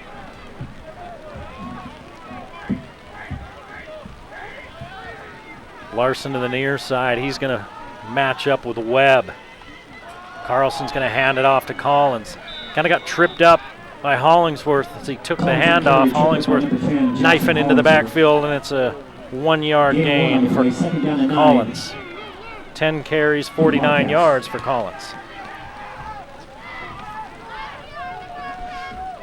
Pineview and Snow Canyon will be kicking off in a couple of hours. The winner of this game will get the winner of that game in the 4A title game next week. That's slated to be in St. George, so it's going to be a home game for one of those two. down there. We'll see if they move it to a different location. But right now, it's slated to be down at Dixie State. Larson in motion. They're going downfield, wide open man, catching it at the 20 is Nyman, touchdown.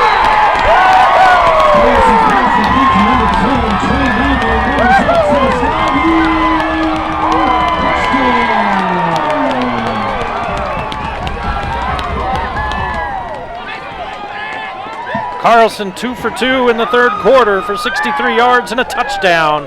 As Nyman was wide open, they were looking so hard at Larson. They've run that play a couple of times where Larson comes in motion and he swings out like a little swing pass and he puts his hands up like he's going to catch it. And it just froze everybody. And Nyman, easy catch and run for the touchdown. 14-0 Skyview. You're watching the Game of the Week playoff edition on the Valley Channel.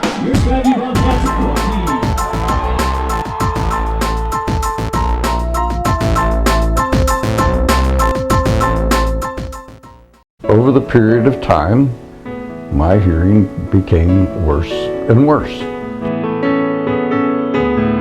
Over the course of the years, I developed a hearing loss, and I would not be able to hear my employees talk to me sometimes. For Paul Dayton's and Cache Valley's integrity, his character, his background, his equipment, I would recommend him to anyone for a hearing aid specialist. Skyview scored one touchdown the entire first half. It took them 1:53 to get on board here on the board here in the second. DeMooney at the 5-yard line. DeMooney, far sideline, across the 30 and out near the 33-yard line, and that's where Ridgeline will take over. Now trailing 14-0 and playing with a backup quarterback as the top passer yardage-wise in 4A. Caden Cox is on the sideline with an injury. Haven't been able to find out exactly what that injury is. But he looks to be done for the night, and the wind continues. And the rain is coming down even harder. For Ridgeline, it's definitely Friday the 13th, 2020. Here's the run by Webb. He picks up about 3. Number 3, Hunter Lewis. Gain of 4 on the play. Second down and 6. Yeah, they're going to give him 4. 2nd and 6. Now Ridgeline's seen this before. They were down 14-0 to Skyview at home in the regular season before a furious rally. The difference is they had all the bullets in their gun during that game. They still got a lot of bullets, but they've lost the firing pin. Here's the give to White. White runs right into big, well, a lot of big guys. That Skyview defense is number 1 in 4A. And Radford was one of those guys that's helped make it number 1. He's in on the tackle.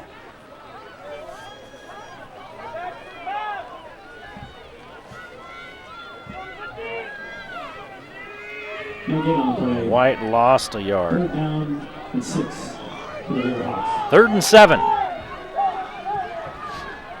Webb, the quarterback, with 3 receivers to his right and 2 to his left.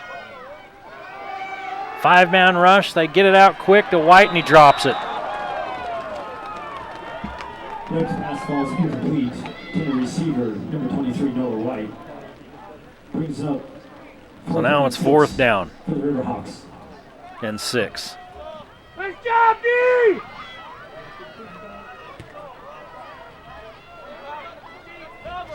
And Olson will probably be the quarterback, and he'll probably punt it.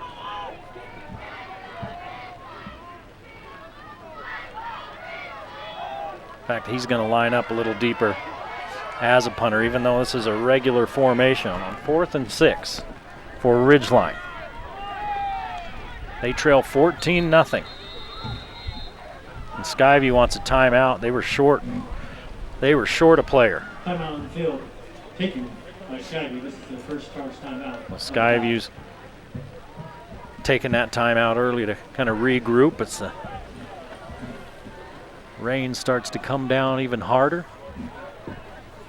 It's about what you'd expect on November the 13th in northern Utah.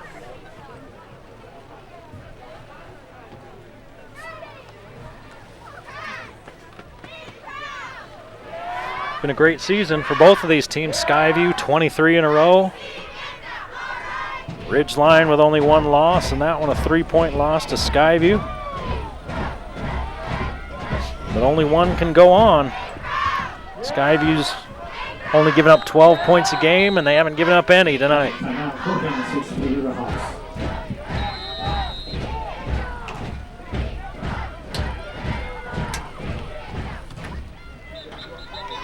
Flag, and somebody jumped on the Ridgeline side.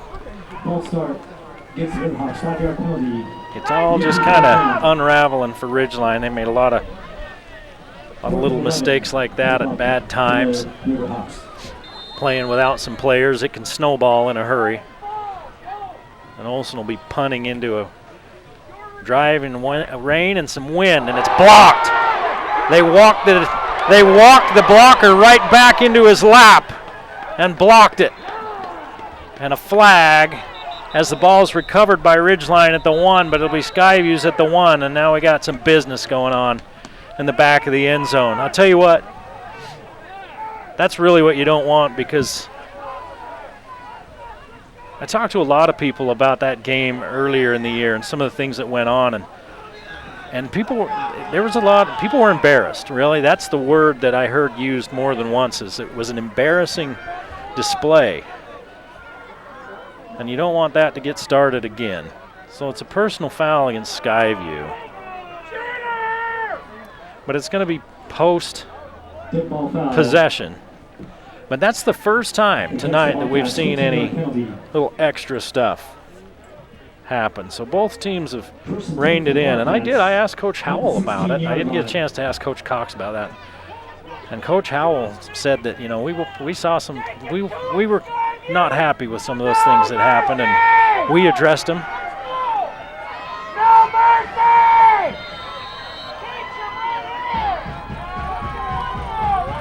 And it's been a clean game, really, to that point. And hopefully it'll stay clean.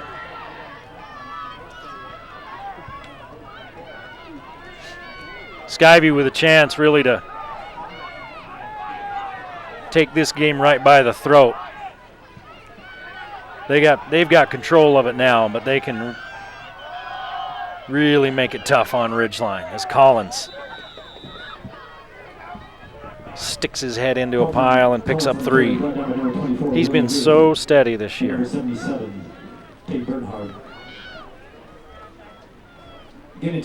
Collins is just, and then he plays linebacker. And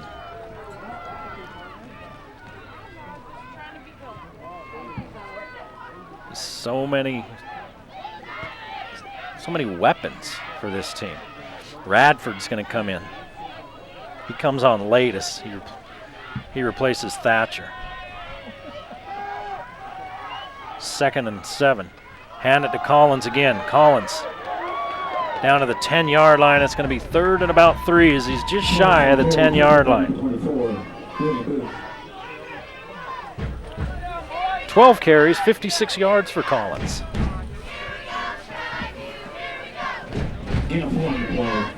Seven minutes to play in the third quarter. 14-0 Skyview, and they're looking to blow this thing wide open.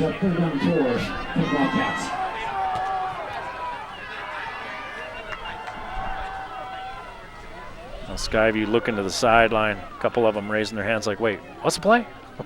Wait, what are we doing? And now Skyview is going to have to take a timeout. They just weren't on the same page. So they're going to flip through the book and make sure they're all reading the same thing. For Ridgeline, it would be a huge win right here to keep Skyview out of the end zone. Not a great start to this second half. Ridgeline, they're already playing with maybe not one hand tied behind their back, but definitely with mittens on. Missing some guys, and it's not a good start to this third quarter for Ridgeline.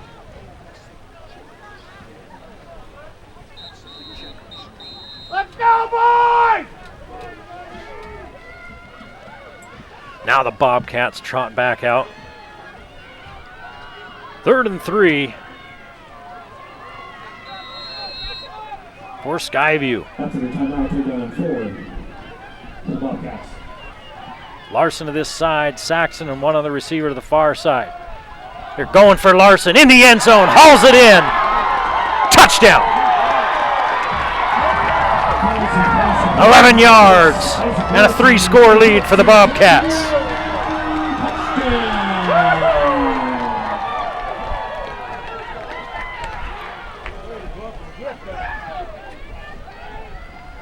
Larson had a step, and Carlson put it right where it needed to be. And Larson hauled it in.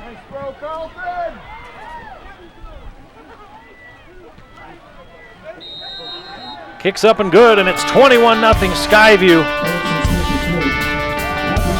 6:43 to play in the third.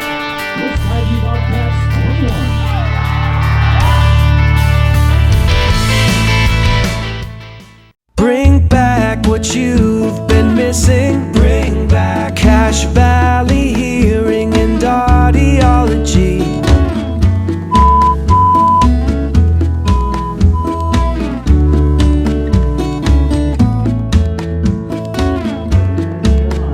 Bring back what you've been missing. Bring back Cache Valley Hearing and Audiology.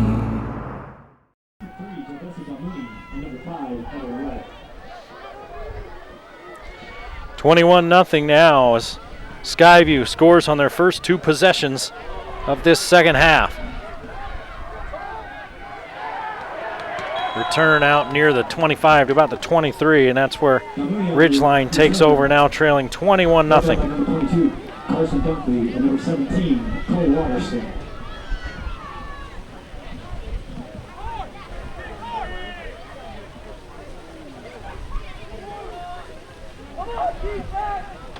First and 10 for the Riverhawks at the 22-yard line.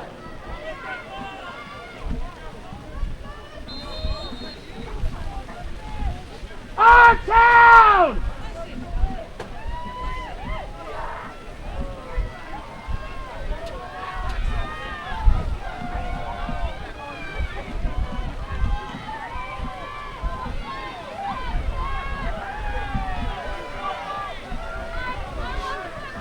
Webb in at quarterback. Hands it off to White. Nothing there.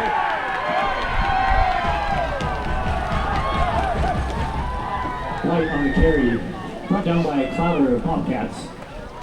First Bobcat there, number 64, Bracken Schumann. White loses a yard. Loss of 1 on the play. 2nd down and 11 for the Riverhawks. 8 carries, 24 yards for White.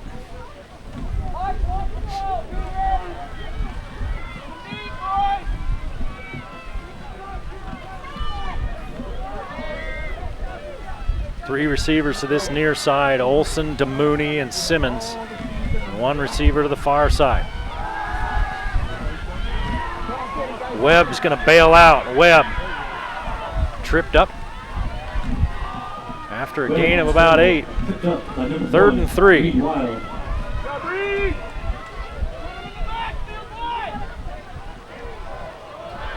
3 of 7 on 3rd downs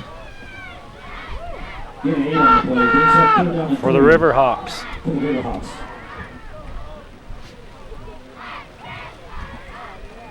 Stop them!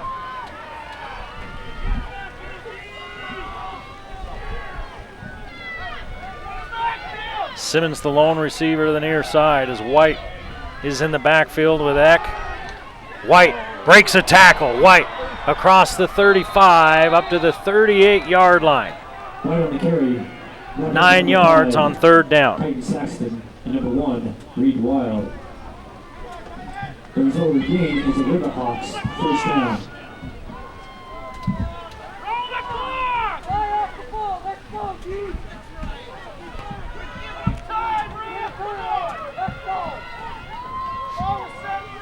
Under 5 minutes to play in this third quarter. It was a fast-moving first half. This third quarter's kind of dragged with a couple of scores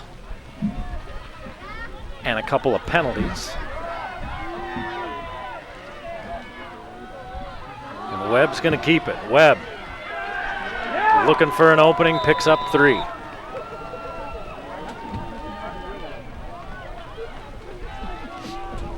Webb on the keeper, run down by number 64, Bracken Schumann, and number 8, Kimball Jackson. Gain of 3 on the play, second down and 7 for the Riverhawks. It'll be hard weather to throw the football in if you're going this direction. Ridgeline's going into the wind.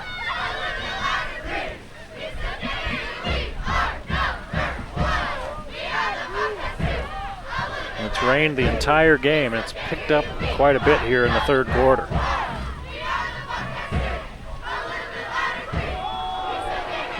They're going to hand it off to White. White gets out of a tackle. Yeah, we've seen the defensive lineman a couple of times grab these runners for Ridgeline and try to spin them down, right? Try to swing them around and spin them down. Well, they tried to do that to White that time, and he just kept his feet under him and broke away, and he picked up 7 yards. Gain of 6 on the play, third down and 1. Well, they're just shy of the first down. See if they get up under center and try to push this forward. If they do, they're going right at Hall and Atuatasi, and that's some big guys. That doesn't look like what they're going to do. They are going to run right up the middle with White. White gets the first down and more. 3 yards. White on the carry. So Ridgeline puts together a couple of first downs. 2:45 to play in the third. It's a 21-0 Skyview lead. I know we've said it many times, but in case you're just popping in to see what's going on here, it was 7-0 at the half. Ridgeline lost their quarterback, one of 4A's top quarterbacks, Caden Cox, to an injury. Late in the first half, they were already playing without 3 of their starting offensive linemen. Webb's in trouble. It was a tough snap. He pulls it down, picks up some yardage, and Webb made something out of nothing, that's for sure. Run out of bounds by number 17, Cole Watterson. Webb picked up 4, and now it looks like that rain's starting to turn to snow. For the Riverhawks.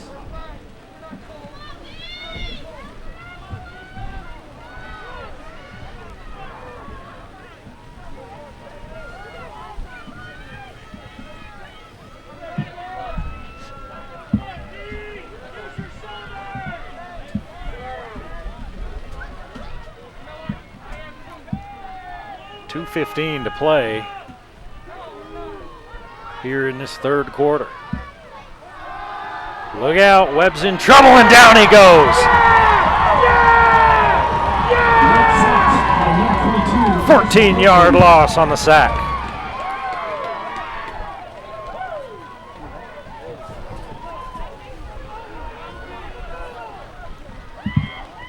Webb spun right into where that blitz was coming from.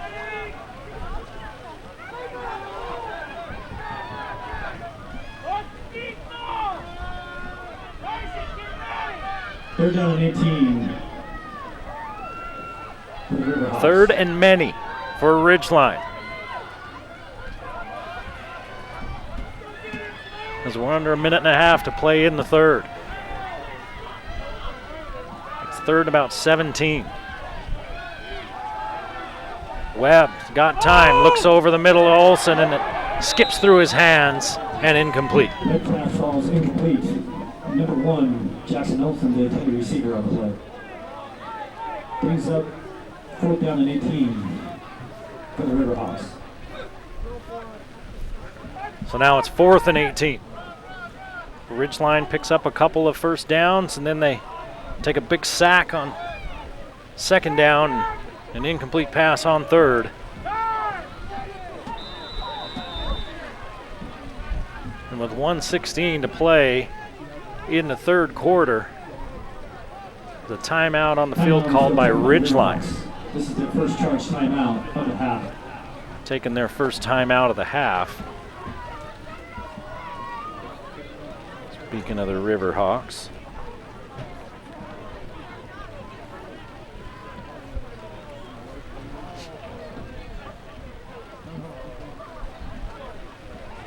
Pineview and Snow Canyon kicking off in about 20 minutes.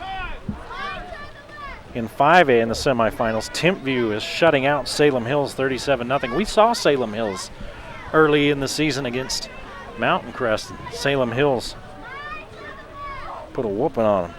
And then 5A, Maple Mountain and Orem are going at it later. That one at Cedar Valley High School.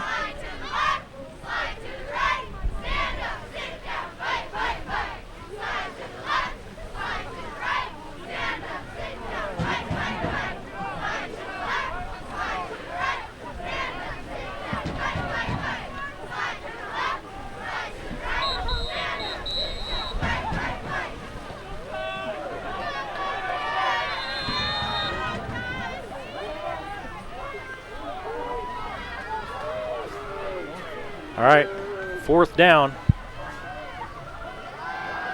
Webb's going to throw it. In trouble, he pitches it back, and they just have to eat it. He was going down, he pitches it back behind him to White. And there were lots of Bobcats back in there. And Skyview will take over. Is everything coming unraveled for Ridgeline? That results in a turnover on downs. 1st and 10 for the Bobcats. As they're playing without lots of guys. And Skyview knows how to take advantage of teams with everybody, let alone not many.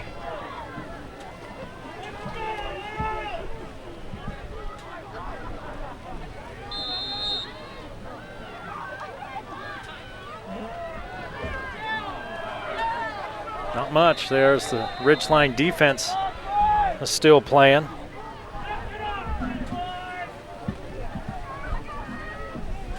Collins on the carry. Brought down by number 10, Jackson Hollingsworth, and number 24, William Booth. No gain on the play, 2nd down and 10 for the Bobcats. 2nd and 10 after no gain, and that may be, let's see, yeah, they're going to have to run another play.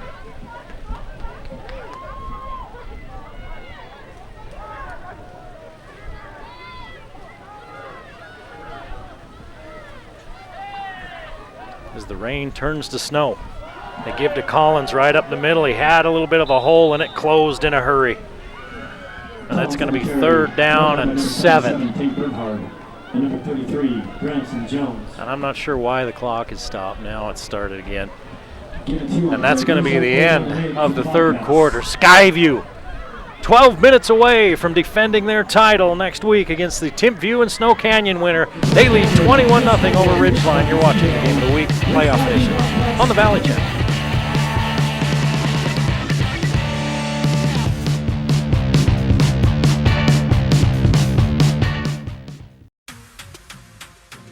It's time for Wendy's Bacon Fest.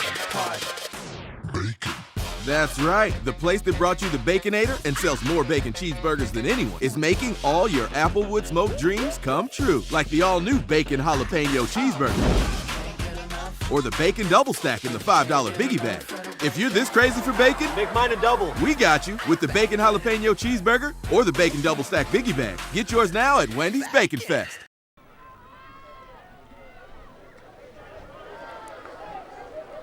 Well, we head to the 4th quarter. Skyview 21, Ridgeline nothing. 3rd down and 7, Skyview looking to put this game away as they're deep in Ridgeline territory after the Ridgeline turnover on downs. Start of the 4th quarter, 3rd down and 8 for the Bobcats. Carlson fakes the give to Larson. Now he bails out. He's got lots of room. Heading for the sticks and steps out of bounds after a gain of about 10. Carlson was gimpy in that first half. He really didn't warm up much at halftime. 9-yard gain on the play. That results in a number And so 70. wondered for a minute because Zollinger, the backup, had his coat off and was warming up with him. You wondered for a minute if maybe Carlson was going to have to sit it out, but he's playing, and you can still tell when you watch him walk to the sideline after a possession. He's got a hitch in his giddy-up, but he's playing and playing well in this second half after a tough first half. No complete passes in that first half.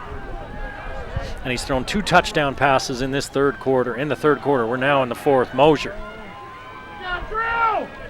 grinds out a couple more.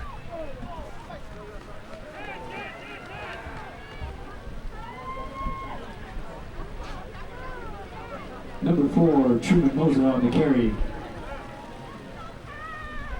Brought down by number 77, Jaden Harris. Harris is wearing 77. He usually wears, it's 26 he usually wears. But he's had to be pressed into service as an offensive lineman this week. So he's playing linebacker with 77. He's been a big addition to this Ridgeline team and part of their success. Here's the throw. I may have been tipped because it kind of flew out of there and missed everybody. And then a flag is thrown way after the play. Flag on the play. And that ball looked like it was tipped at the line of scrimmage, coming out of Carlson's hand at the end of the line. Is there a lineman downfield? There haven't been a lot of penalties in this game. It's been a fairly clean game that way. And it is an ineligible man downfield.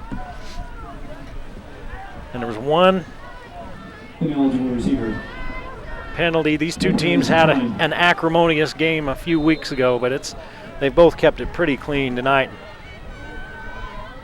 which is saying something because frustrations can mount if you're losing big, and there's a tendency to gloat if you're winning big, as Carlson has to jump on this one as he mishandles the snap.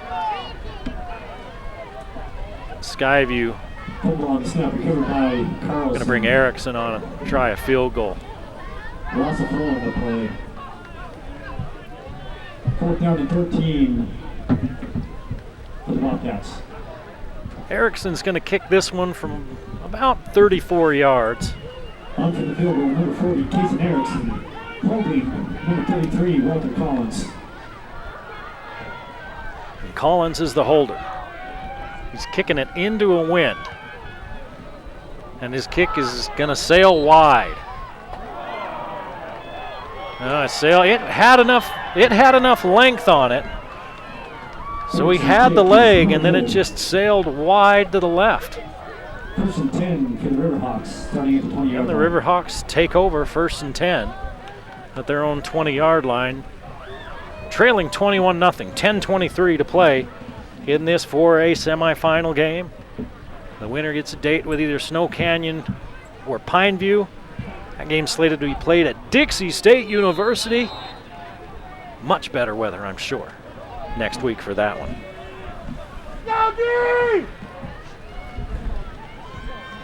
Skyview pitching the shutout against an offense that averages 40 points per game. Granted, they're not playing with a lot of their players, but they were still pitching a shutout even before Cox got hurt. Webb's not going to pitch it. They were looking to run an option. Webb just kept it, and he's taken down for a 5-yard loss. Loss of 5 on the play. 2nd down and 15 for the Riverhawks.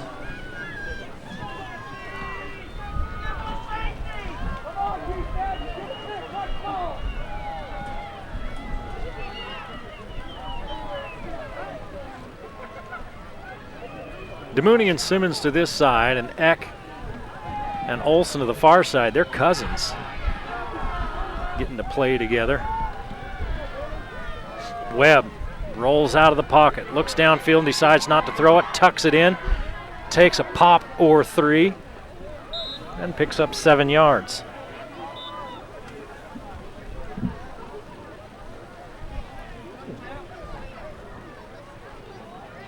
Webb on the scramble, brought down by number 4, Truman Mosier.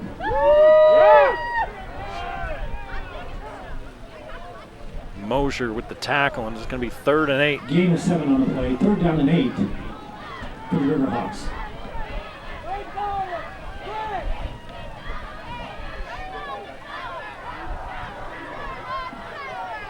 Olsen and DeMooney to this side. DeMooney had 90-plus yards receiving in that first half.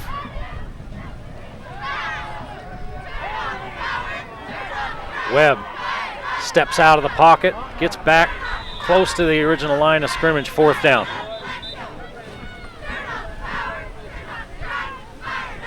And is there a flag? Because why are they stopping the clock? There must be, because the officials are talking about it, holding on Ridgeline.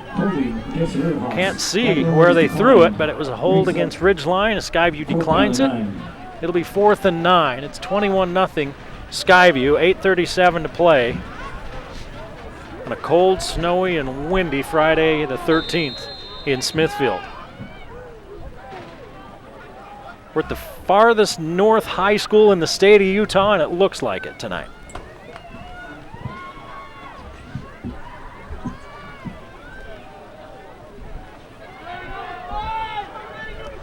Simmons, Olsen, DeMooney to this near side.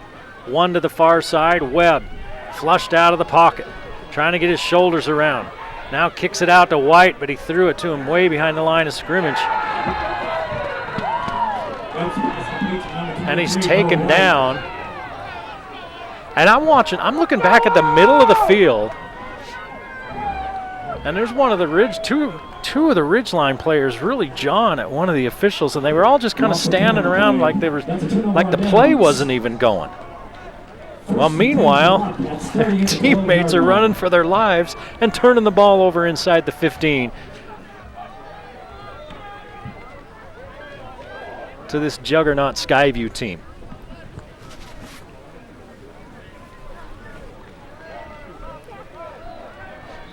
.804 to play in the game.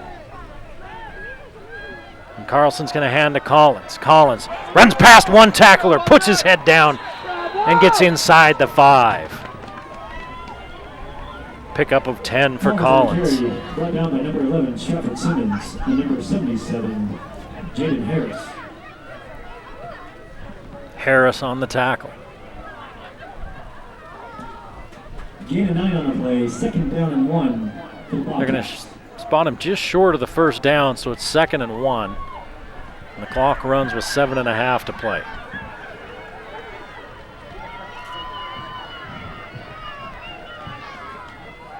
Nyman and Saxton to the left, Larson to the right. Hand to Collins. Oh, what a hit. Harris hit him head on, right in the hole. My goodness. Collins on the carry, brought down by number 77, Jaden. If you ask Harris what day it is, he says Finland. And if you ask Collins what day it is, he's going to say purple. Man, those guys collided, and it's a loss of a yard. It'll be 3rd and 2. Skyview a 7-0 lead at the half. They scored on their first possession of the game, and then didn't score again until the 3rd quarter when they put 2 more touchdowns on the board. 2 touchdown passes by Carlson. Now they're looking to add another one. Carlson puts it in Collins' breadbasket and then pulls it out. And let's see where they spot him. I think he's got enough for the first down. I haven't seen an indication yet, though. Carlson on the keeper.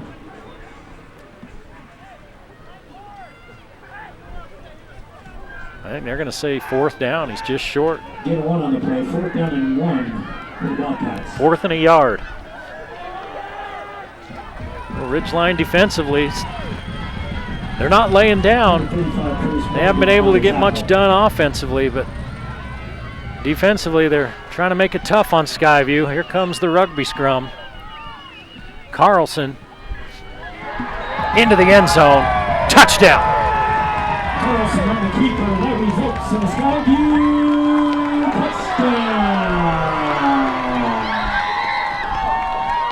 So the Bobcats, as Hot Rod Hundley used to say, slamming the old refrigerator door. Although it may be warmer inside the refrigerator than it is in the stadium here in Smithfield right now. On playing the 18, number 40, Kason Erickson, holding number 33, Walter Collins. Erickson on for the extra point. And with 5:45 to play in the ball game, it's 28-0. Skyview on their way to the 4A title game for the second year in a row. So, you bought your computer from one of those big box stores, or online, and now it's really slow, or just not working right. Target acquired. PCs Unlimited can fix it. Fixing computers is what we do, and we've been doing it for over 20 years. Service, repair, diagnostics, networking, upgrades, system and data recovery, all your computer needs. Our prices are low and our customer service is the best. You won't get help from the big box or online. Come see the professionals at PCs Unlimited.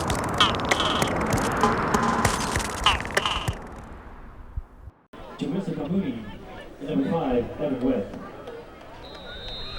Webb and DeMooney back to receive.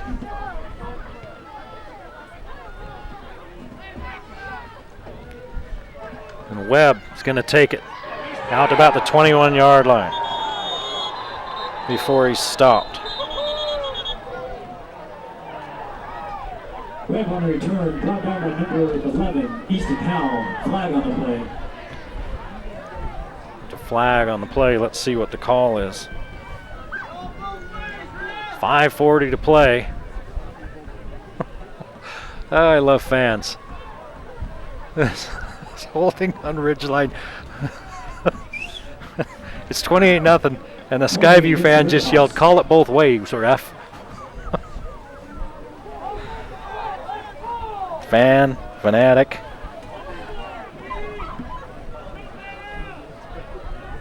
First and 10 from the 10-yard line. And they love their Bobcats out here in Smithfield. Cover all 5 of these high schools here. And it's a passionate fan base out here at Skyview, that's for sure. Flags. And somebody moving for Ridgeline.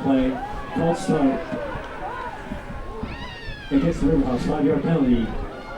Repeat first down. They've had a lot to be passionate about the last few years.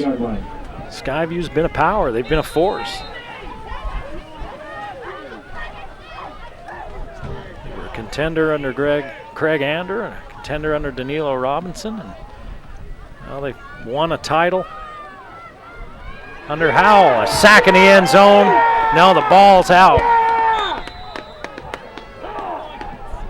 As Webb got rid of it.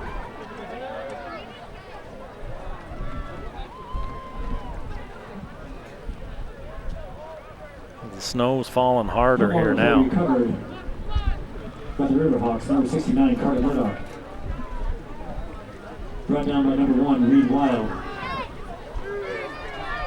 They actually got rid of it and ended up as a 2-yard gain. Thought, oh boy, there's the safety. Under 5 minutes to play in the ball game now.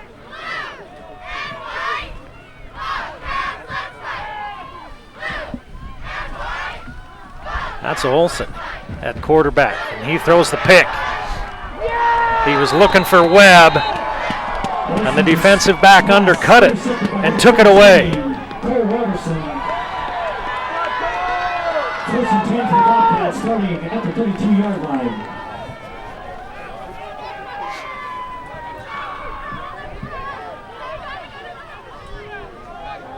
And Skyview's got it back at about the 32-yard line.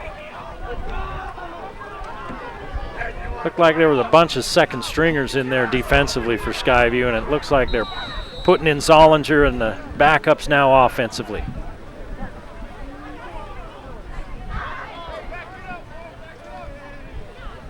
And Zollinger's the quarterback.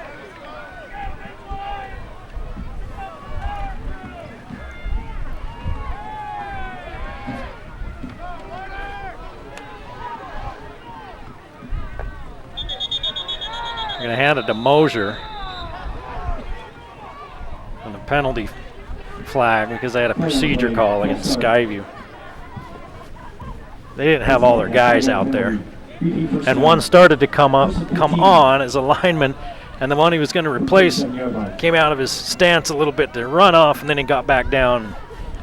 That's the call. This is pretty much all over but the crying here in Smithfield, and it's not the home team that'll be doing the crying. They'll be heading to St. George to defend their 4A title next week. Mosier with a gain of about 2.5. Ridgeline still playing with their starters out there defensively. Getting 2 on the play, second down and 13.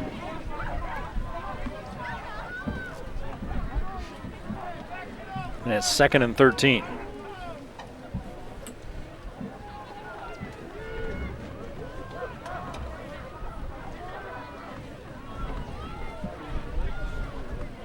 Mosier behind Zollinger. Garrett Zollinger.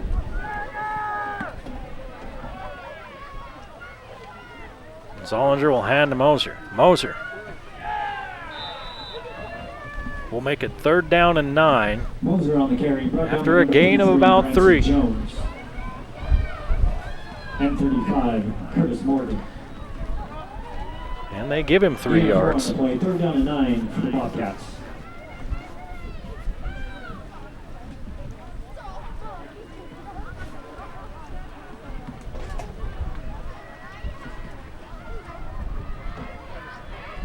Zollinger with Mosier again. Mosier with a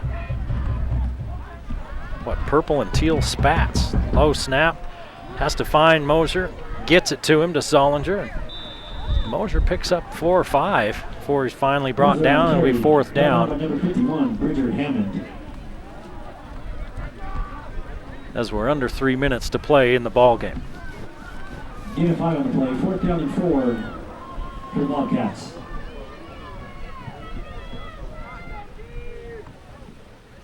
Go Steve!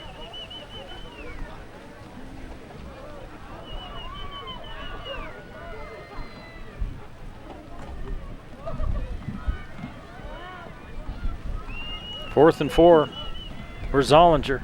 He's going to keep. Now he's going to throw on the little RPO. And tackled just shy of the 1st down was Jackson Foster. He was tripped up and stopped about 2 yards short of the 1st down. Number 16, Jackson Foster. And Skyview will come off the field, and Will Booth is hurt for Ridgeline. He's down on the field and not getting up. Number 24, William Booth. With a turnover on downs. You don't ever. 1st and 10 for the Riverhawks. It's a violent sport. You don't ever want to see these young men get hurt. They do. That's a part of the game. They all know it. But especially in a 28-0 ball game with 2:26 to play, you hate to see an injury. Now they're rolling him over and helping him up. It looks like he's going to be able to walk off on his own. He's putting his hand back on his back or his back end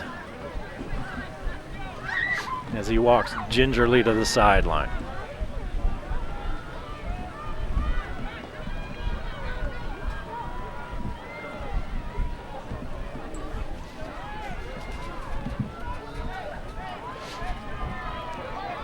They got Olson running at quarterback, the sophomore.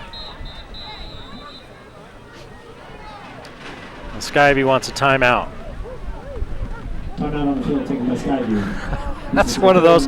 Look, if you're the JV kid and you're the underclassman and you're getting a chance in the semifinal game and you're not paying attention and don't know you're supposed to be on the field and the coach has to take a timeout in a snowstorm, oh, son.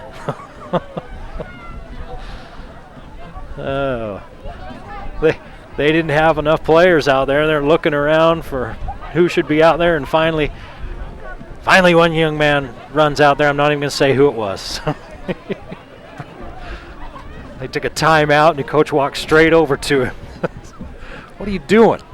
There's no hot chocolate over on the table. Get in there. It's your chance.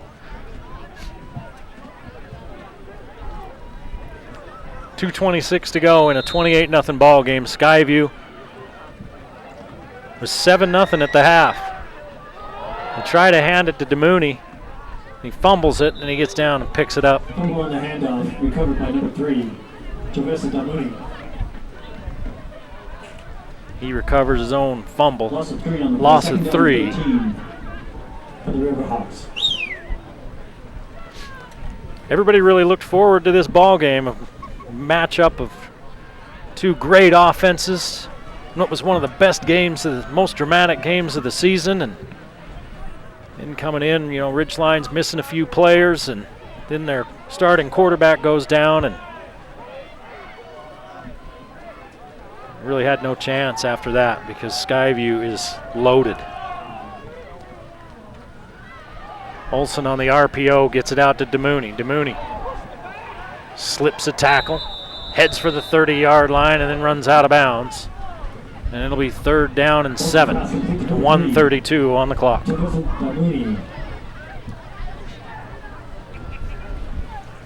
Ridgeline has not been shut out this year. Again, they average almost 41 points per game. Skyview gives up just over 10. Well, about 12 points per game. The number 1 scoring defense in 4A. And that number isn't going to be hurt at all by tonight's game by giving up 0.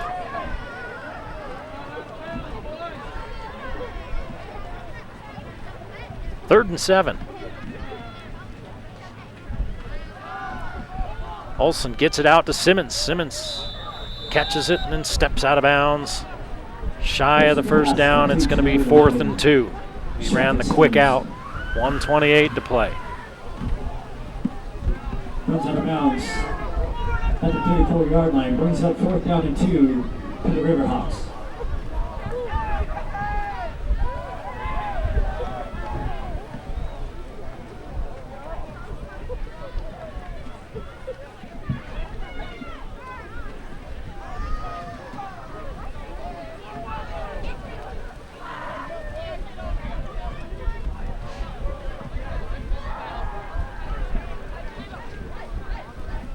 Fourth and 2 for Ridgeline. Olson's going to keep on the RPO. He leads DeMooney too far. It's incomplete. And Skyview takes over on downs. They can take a couple of knees and head on to the title game next week. Shut out!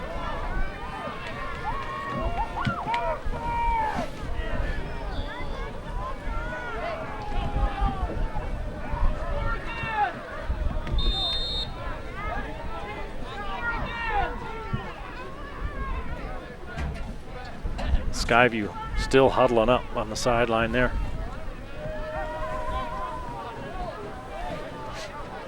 That's a long time to tell somebody to take a knee.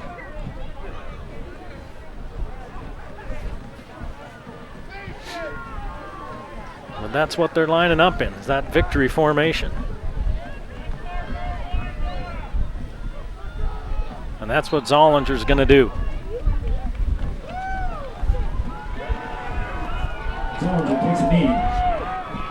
So Skyview with a big second half, outscoring Ridgeline 21-0 in the second half, 28-0 for the game, blowing open a close ball game after halftime. And they're going to get a chance to defend their title against the winner of Pine View and Snow Canyon. That game just barely kicked off. So it'll be a couple hours before Skyview knows who they will be taking on, with a chance to bring the hardware back to Cache Valley again. It's been a pretty good rivalry that's started between those southern Utah teams and these far northern Utah teams. Excellent programs down there at the south end of the state. Some pretty darn good ones up here as well. Skyview does not have to snap the ball again. And they're happy in Smithfield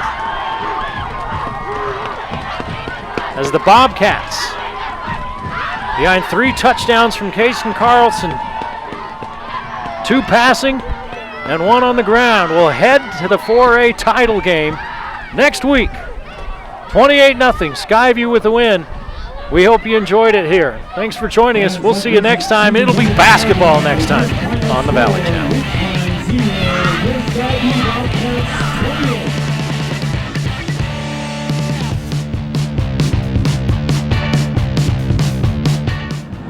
The Game of the Week on the Valley Channel is brought to you by Icon Health and Fitness, changing lives with fitness innovation. Wendy's of Cache Valley, it's way better than fast food, it's Wendy's. Cache Valley Hearing and Audiology, bring back what you have been missing. Palmer Home Furnishings, our low overhead means higher quality at lower prices. Aspen Dental, get that gorgeous smile you've always wanted. Custom Fence Company, privacy, security, peace of mind. Anderson Seed and Garden, growing better gardeners. The Logo Shop, we logo stuff, all kinds of stuff. KSM means music. Music is all we do. The Factory Pizzeria, we're open late after the game. And the Valley Channel, Cache Valley's TV station for over 30 years.